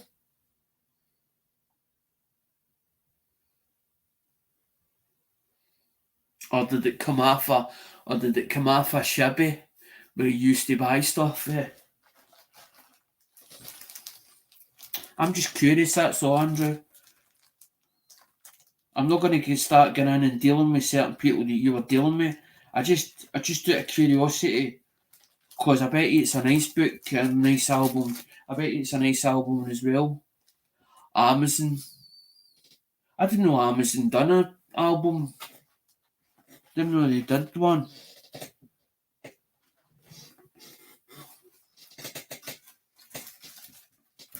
I'm not too. I like dance cos. I do like to dance cos. The reason why I like to dance cos is because in their album, there's actually like screws. There's like an encased nut at the back of them, and then there's like a head, but you don't even need a screwdriver. If it's got like little turners, like little serrated teeth, and all you have to do is just slacken it off. You take the punch where they punched them through. You take that. You have a cent dance call. I've got a nice one, as in with the nickels. That's a nice dance call one. That dance call folder. That's the nice one, Andrew. The one with the nickel one. It's like with little windows, and you take the little windows out. I have a dance call. The dance calls are really nice, but they're expensive folders, they're expensive albums, as in the way they did them, but they're really nice quality. They're really nice. They last a long time. Hidden goes daft with as in dance clothes, with dance call albums. Hidden numismatics. Going. Andrew? Have you ever looked at his videos? Actually, watched his videos, Hidden's videos. They're really informative videos. As in when he shows his collection off. He's got umpteen things, and it's a lot of it's in Dansko albums.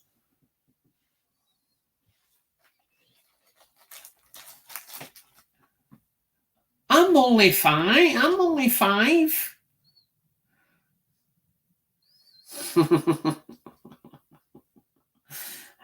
It was Hidden that started that hello.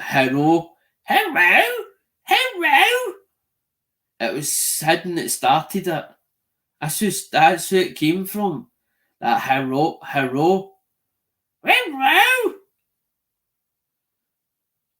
Because of what's happening or the what's up, that originated for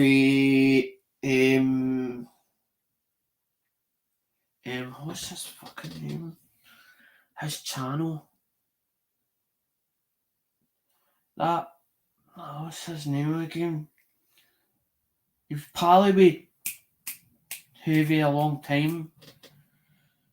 He ended up with he was end up going to book with Steel Wool Queen something 710, but it was No.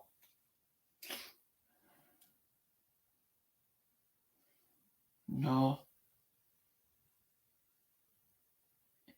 He used to smoke the bong. He used to smoke a bong on the channel.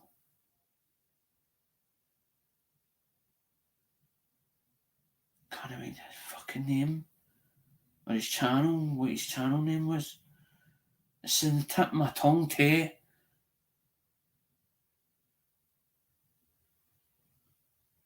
He went to Melissa's house too. He was at Melissa's house for a while. Stein. He used to do the fucking thing with the metal detecting. What's his name again? What was his channel name again? It'll come to me when I don't think about it. It's now bugging me because I'm like, I know, I can see it, I can see it in my mind. The actual channel itself, as in the channel, but I can't remember. He was on Conan's panel once as well. But very pally with Conan at one time. So he was.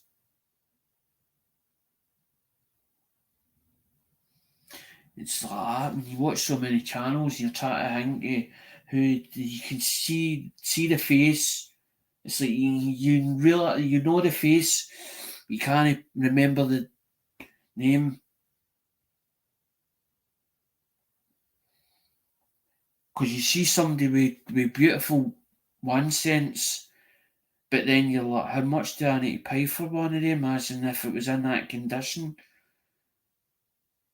That's why I started. No, it wasn't U17. I'm trying to think of that other guy's name. It, it's uh, there was a number at the end of his name, and I can't mind. Used to smoke a bong. Used to smoke a bong. I'm not there. As I'm saying, I'll do it for you, as in to spin the wheel to keep you quiet. But I'm not doing it this week. I'm not doing it this Saturday because I didn't get time to put in together. I was going to do it, and then I was like, it's too hot. It was really hot because I've left that window open. Mum opened the kitchen window, but up here is hotter than what it is down there. It's cooler down there than what it is up here.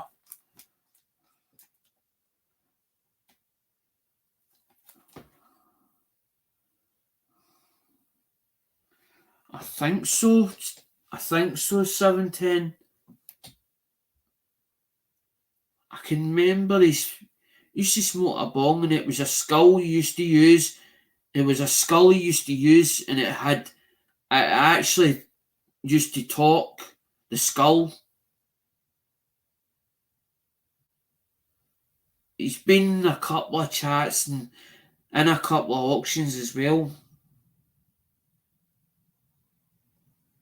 But he used to smoke a bong.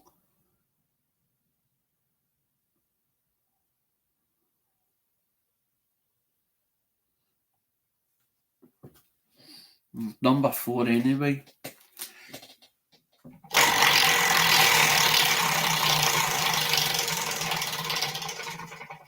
I just want Ballista and I want to get sorted out. I just want to get sorted out. PM.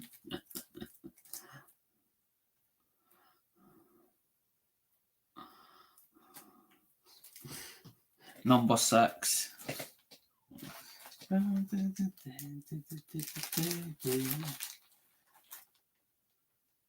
because that's like that one. That was because that.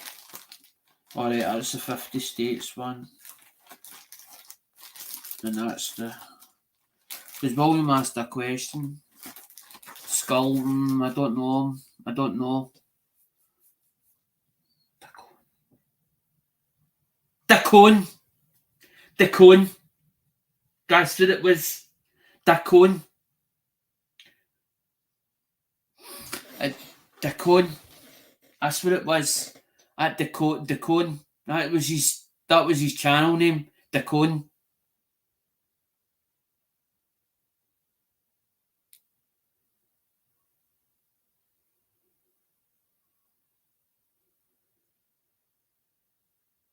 Dacone, Dacone, it was Dakon. That's it, Dacone. That's it. I was like, and racking my brain 7-10. I'm like that, and I could, that way you can see the face, and everything. I try and remember it, my total mind like that. I kept, and it and it was on the tip of my tongue. That's what I'm saying. It was on the tip of my tongue with a D, and I was like da. I was like, it's da something. I was like da something. I was like, it was getting me totally frustrated. And that's how I was like explaining what you look like or what you used to do in the channel. I don't down to cry anybody what anybody does in their channel. What doesn't hurt me, so that's how I'm like that. But I'm not into that kind of stuff or that side of it. But I know that there was a big cult following, as in like a 420 group or whatever it was called, or a 420. So I know there was a big thing on YouTube at one time, as in they all run a boot together, as in the 420 crew.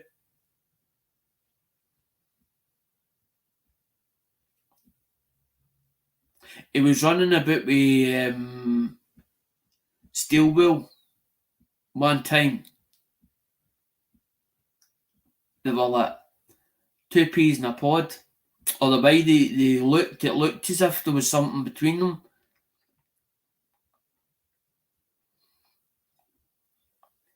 And that's how I was like, I'm not getting into this. It's not in my business. If they're happy, that's the main thing. If somebody makes a woman happy, or a guy makes a woman happy, and she's single and unattached, there's no wrong in it. I don't see any wrong in it. But if there's two YouTubers, right, it gets a bit, know what I mean? It gets a bit like, it can make things awkward, especially when there's like two channels and then it ends up something happens between them. It can get really messy. It can get really messy, and then that's it gets so awkward, really awkward.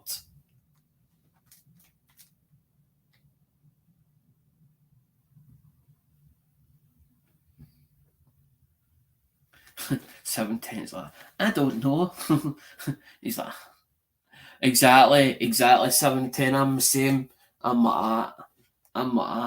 I don't like, but it was like the way they were acting together. Do you know what I mean? I was like, there's something more than meets the eye here. They're they're seeing each other or they're dating each other. They're either dating each other because the way they look, they're like a happy couple. But I was like, I'm not getting into it because I was like, I don't want to see if it does go the opposite way. Because it's going to be that you're going to have to side with either one or two of them. And that's when it becomes messy between the community because you're like,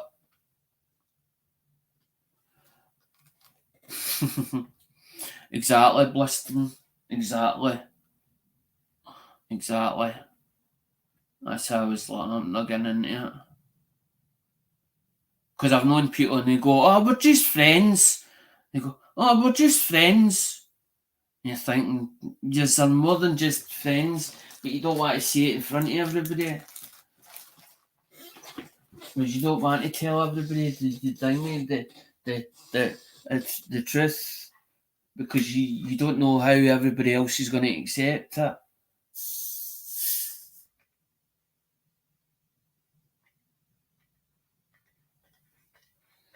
That's why I tended, because I've done it once, and everybody's like, he's got the hots for such and such. I went, never again. Never again am I going to do that.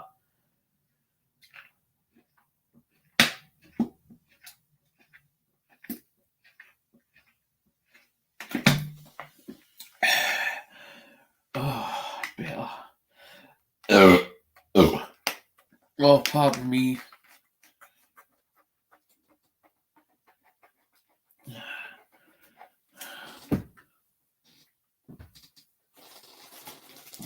No, because they're all ones for Durbin's auction. There's 1, 2, 3,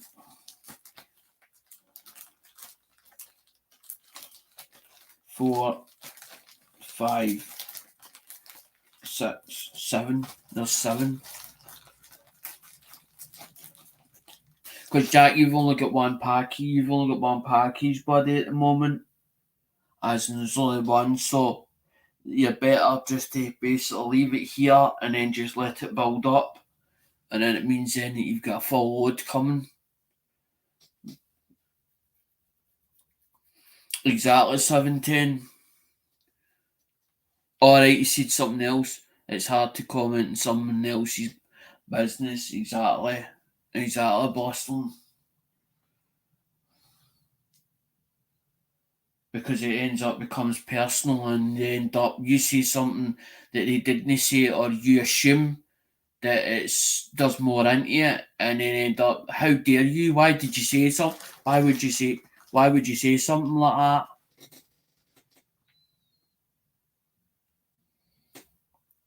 No.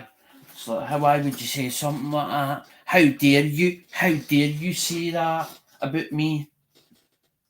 And you think, I best have just kept my fucking mouth shut. I shouldn't have heard that, or I shouldn't have even said it, or even thought of it, or even thought it at the time. If I've got something to say, I just say it. I'm one of these, I just blurt it out.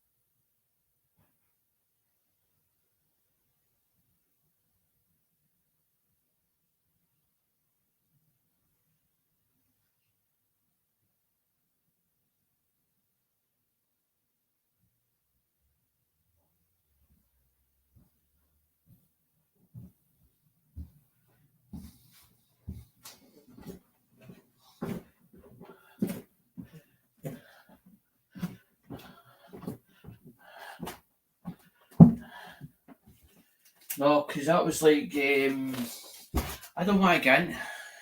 I don't really want to get. I don't really want to get into it, bless them. But it's like we Queen Nessie's channel, don't know. And she's saying about this some guy, and I'm like, I can't follow this because she's saying about this guy or whatever, and I don't know what the hell's went on. I'm like, I don't know. I'm like, I don't know what's went on here. I'm like, she keeps mentioning this guy who's saying things about her that's lies, and I'm like, I can't follow this on. I was like, I can't follow this. I'm like, I'm lost here. I'm lost who this is and what it's about.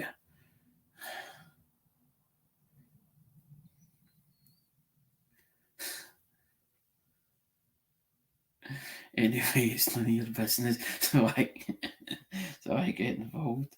No, but it's like when somebody puts that out in their channel, right, and you're a follower or you're a supporter, how the hell are you supposed to know who that person's talking about, whether she's not mentioning any names? How are you supposed to follow it? So you don't know what's happened in the situation. So you've only just walked in on something and they're putting something out there like a title. So you're trying to follow the title or what the title says. But how can you follow it if it's an ongoing thing? If it's an ongoing dispute, it's an ongoing dispute with somebody, right? and they've constantly put it out there, and they keep saying about a guy or whatever that's involved in it. How are you supposed to follow that? So you've come in this it's like going into it's like missing a full week's episode or 2 weeks episode with Coronation Street. So you can't follow the storyline of what's going on. So that's how I was like, well, with Nessie, because I was like, I've come in there and I've supported her because you obviously like the content that she does, right? But when you come on to something and you know nothing about it,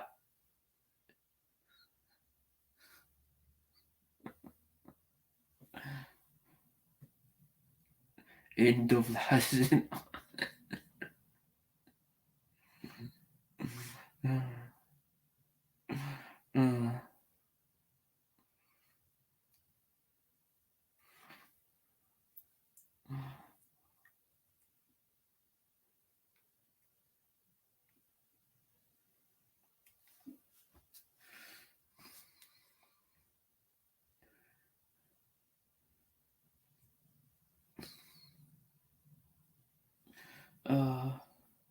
That's why I'm like, I don't know why people put things like that out there.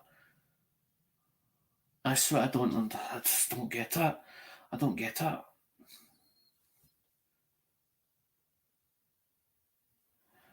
Aye, I totally get that, Buster, as in the ranting, because I did that as well. I tend to do that as well.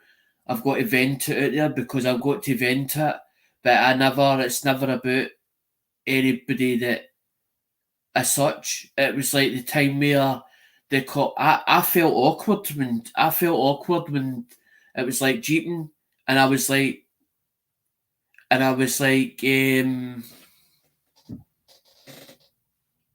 aye, and and I was like with Justin. It was like Justin Busman, and everybody's like, there was people like that, call him out. I'm like, I don't feel comfortable in calling somebody. But then I thought, if I leave it keep going on and on and on and on and on, it's never going to get sorted. It's never going to fix itself.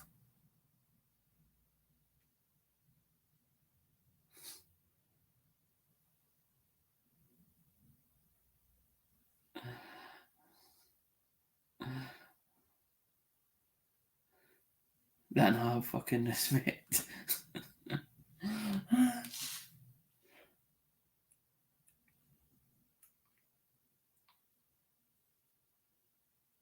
No, that's what I'm saying. I just couldn't follow the story. Like, I just couldn't follow the story of what was going on. I was like, I can't understand it. I can't get to grips with how the situation went. To understand what you're supposed to say or how you're supposed to. It's like my daughter as in like disappearing, right? And I heard for her on Tuesday, right? And I hadn't heard for her all week, right? And as we're going up the shops, right, for the Xander Nation, as we're going up the shops, the Xander Nation, there's a police wagon pulled there, there's a police wagon here, and there's a police standing there, Police is standing there, right? But as we're going up to where the police was standing, we went to go to the left to go across the other road, or across the road. I should go across the road. But as I'm going up further to that postman, I sees the thing with the tape. So I'm like, fucking, that's cordoning off. I was like, what the fuck's happened there? Right? But mum's like, just don't even bother going up there. Don't even ask. Right? But everybody else is asking on Facebook, what happened? There's 34 comments, right? 34 comments to that one thing, to what happened. And they're like twitching curtains, some people's like twitching curtains, and you couldn't do anything fucking wrong here, as in you get caught. And then there's one that's turning and says, two junkies were fighting, and one gets stabbed. And in another comment, it says that two junkies were fighting while one was stamping on his head, or one was stamping on his head. And I was like, well, okay, fine. And there's ones that's laughing about that, and I thought, that poor guy. But then all of a sudden, as I'm thinking about that, right, I start thinking about my daughter, because I'm thinking, hold on a minute here, I haven't heard for fucking Tuesday. What if anything had happened to her? Because I've tried to time, I've sent her a message on Messenger, no response. I sent her a hang me a text, because I was talking to Katie, which is her younger sister, right? Her younger sister. So I've turned around and said to her younger sister, I haven't heard from your sister. And she says, we'll reach out to her. So I thought, fuck it. What I'll do is I'll text her on the phone. No response here. So because of all that car on, that was going through my head. What if it was my daughter? What if it was my daughter? What if that junkie that they're talking about, what if it wasn't a junkie? What if it was my daughter? And I then fucking burst into tears last night, as in because a lot of the things that for the past come flooding back through that, because when I stopped and thought about things, as in what had happened with between the ex-partner and all that car on. But that's what I'm saying. That's what things go through my mind. Go through my mind.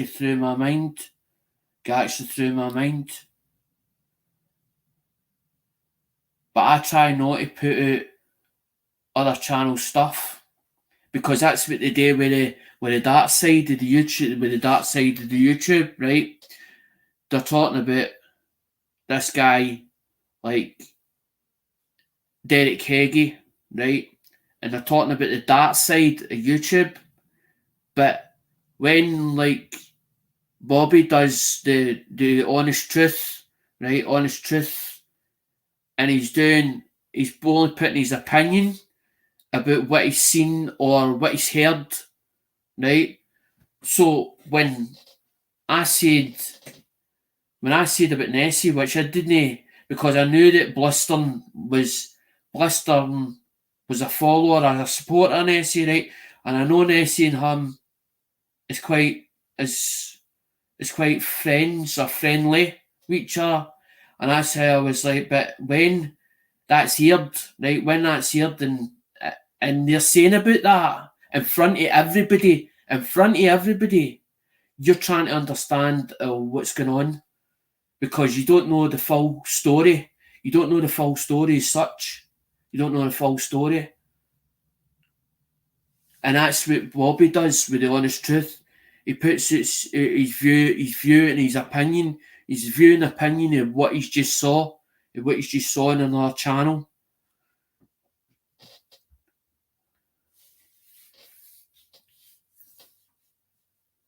And that's why I was like, I didn't. I'm like, well, I asked the question, well, I just let it sort of roll, because I'm like, that's how I try to start watching some of our other videos or other lives, to try and understand what was going on, because it just didn't make sense to me.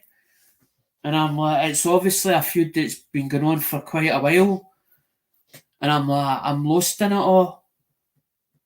So I'm like, I can't comment on that situation, because I don't know what to say, because I don't like siding with other. I don't like siding, and I don't. That's what I said to my other daughter. I says, look, you're no friendly. You're no friends with your sister, right? You're no friends with your sister. This is, but that's still my daughter. I've got fours. I'm not picking sides of who I'm picking sides with. I says, there's no way I'm going as pig in the middle. I says, because to be honest, I says, that's how I feel. I says, Piggy in the middle, you're not talking to her, she's not talking to you. I says, but you want to talk to me. You want to talk to me. I says, but I might say something about your sister. I says, because you're not friends with your sister. I says, your family. I says, your family. I says, that's your sister. I says, you've got to agree to disagree with her. And she's like, Dad, I've said I'm sorry and that to my sister. But you've done the damage already. You've done the damage already to your sister. You've said to other parties you don't want to even know her. You don't even want to know her. And this is I'm talking about as in high up people that she's spoken to and told them that.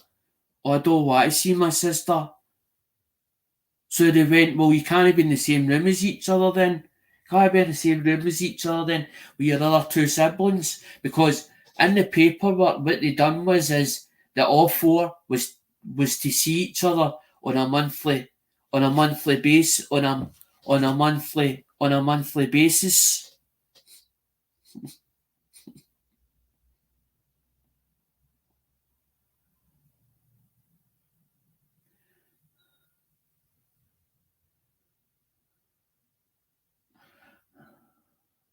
On a monthly basis. But that's what I'm saying. It was just because Nessie was hearing it, and I was like, I don't understand. I can't work it out. I can't work it out because I don't know the situation. I don't know the story, and I don't know what the person done. And I don't even support the other chat. I don't even support the other channel. I don't even support the other channel. And I've probably not even watched, but then she'll turn around and say like last week or whatever, as in being on, as in a certain panel or whatever. I didn't watch that one.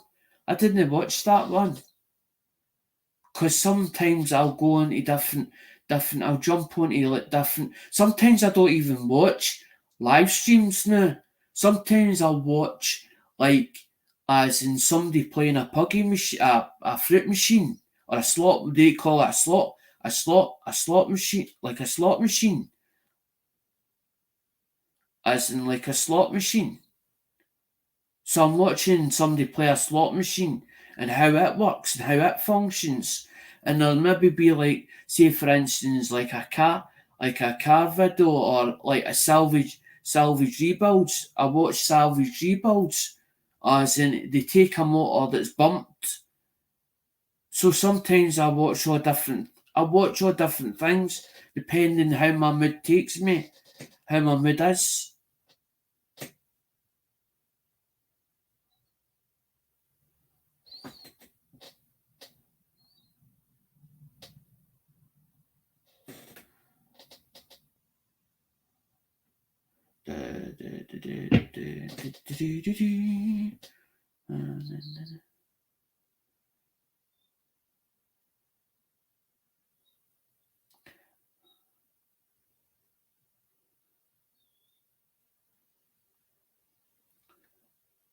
No, because I thought, right, I support blistering, and then he put up like a community post, and there's like saying live such and such, right? So I followed that bit, right? Thinking, well, must have similar interest. We must have similar interests if he's got a thing. If Blistering's got a thing about coins, right? Because he does magnet fishing, right? Magnet fishing. So he's finding these coins at the bottom of the river, right? And metal debris, right? Metal debris. I thought, well, obviously it can't be channels where there's drama. But the thing is, when you're doing a journey through YouTube, things happen along the way. You can't be held accountable for everything that happens while you're experiencing a journey through YouTube itself, because you're meeting people in different communities, but you're tagged along with what happens in between the communities. But sometimes I feel that, as in, you've to pick and choose who you're friends with. I don't pick and choose who I'm friends with at all. I take people on at face value, and I always have. I always have done that, as at face value, until I actually know the person. But I don't go on somebody else's I don't go on somebody else's judgment about somebody, and they go, "Oh, but I don't mind somebody turning and saying, and coming to me and saying, by the way, I need to make you aware of such and such." Well, if you make me aware of that person, you need to tell me more about what's going on, as in, because you're making me aware of that person. But he hasn't done anything wrong to me. But tell me where he's went wrong, where that person's went wrong. Because you're making me aware. You're making me aware of that person, but I don't know that person as such yet. I still to get to know that person.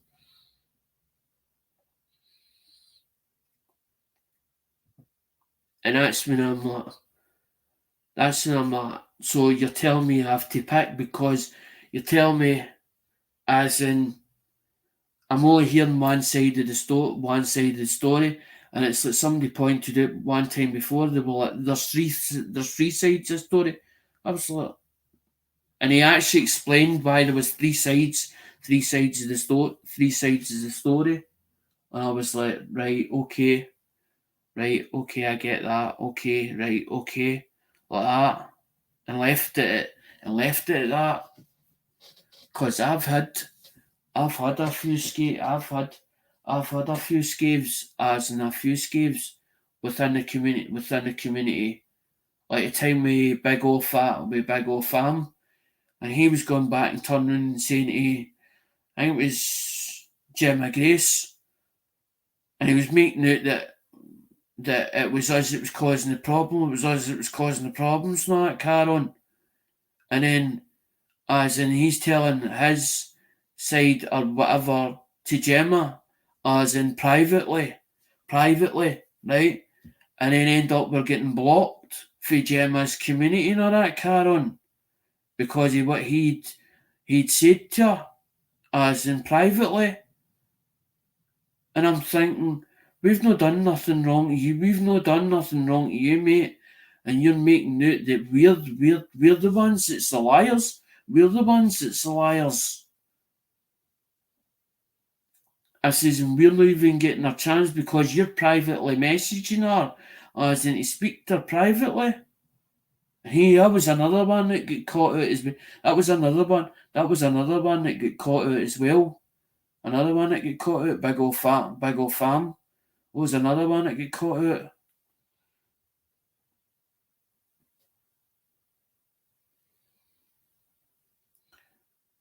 That's how that's how I'm like that. Because I usually don't cause the trouble in the communities, as in usually either the one that gets caught up in it between two people, and I'm like, I don't know what's went on here, and I'm like, I'm oblivious to this, and I'm like, I want to know what's went on, because I've got caught up in the cross. I've got caught up in the crossfire, and I'm trying to figure out where I turn to, or what side I'm supposed to be on, because I don't want to end up, as in, finding out later on that I'm wrong in what's happened.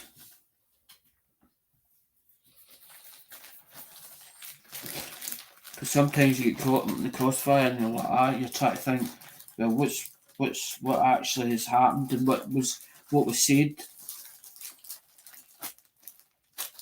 because it's come to a head where basically the two of them's arguing with each other. Because it happened one time as in we were on panel, and it was like everything was fine as in the whole way through the panel, right? And at the end something was said, and there was two of them was at loggerheads, and they ended the thing with they ended the panel, and it ended the whole fucking community. It actually ended the whole community. It ended up with the whole community. That's the actual community.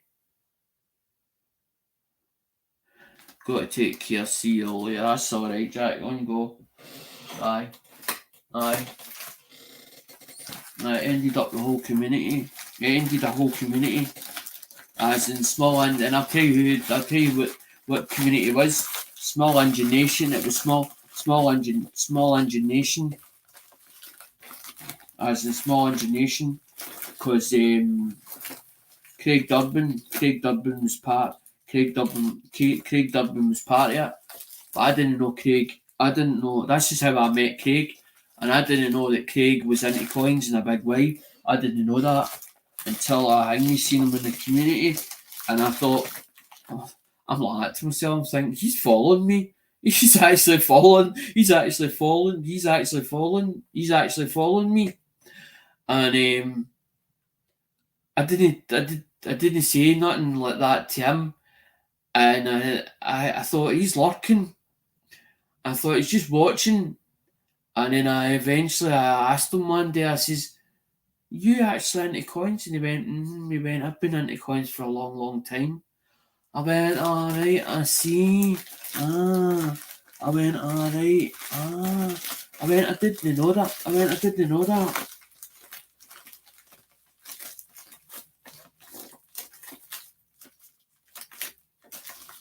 Because sometimes that happens, as in you don't know what somebody's into because you don't ask the right questions or the relevant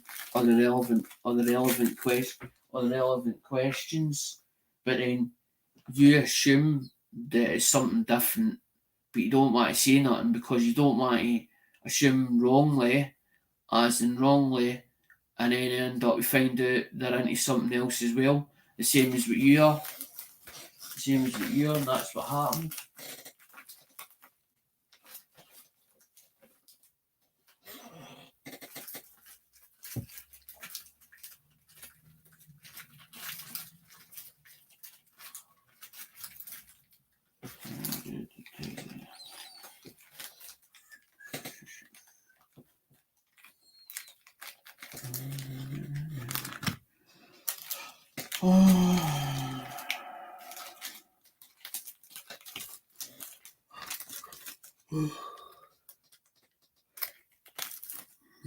Same.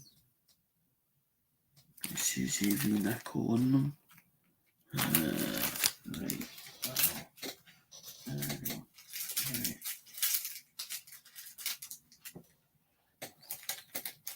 Aye, because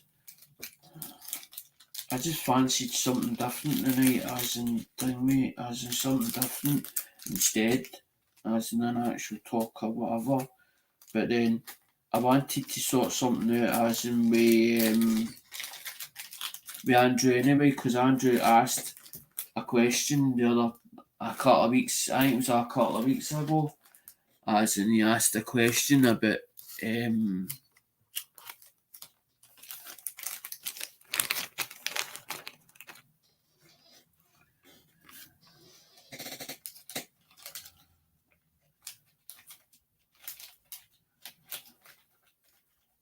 Jack, send them stickers.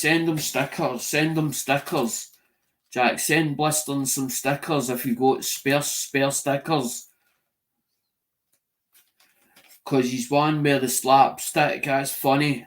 That's funny. The slapstick videos.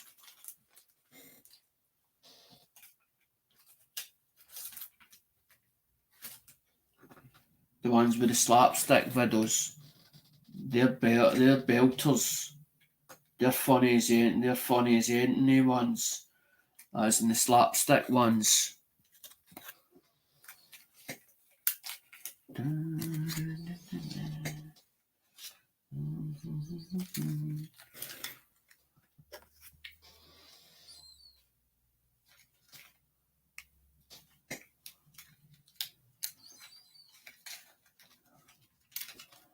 See, that's a good one, as in filming other channel stuff. As in, that's when it comes good.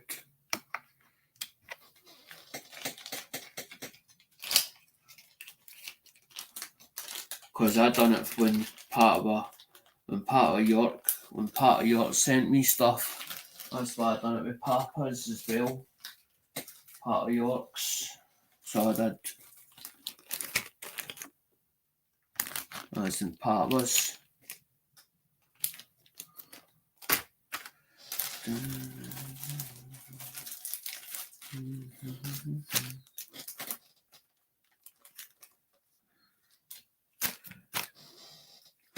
I think I'm going to end it there, guys, and see you later. Bye.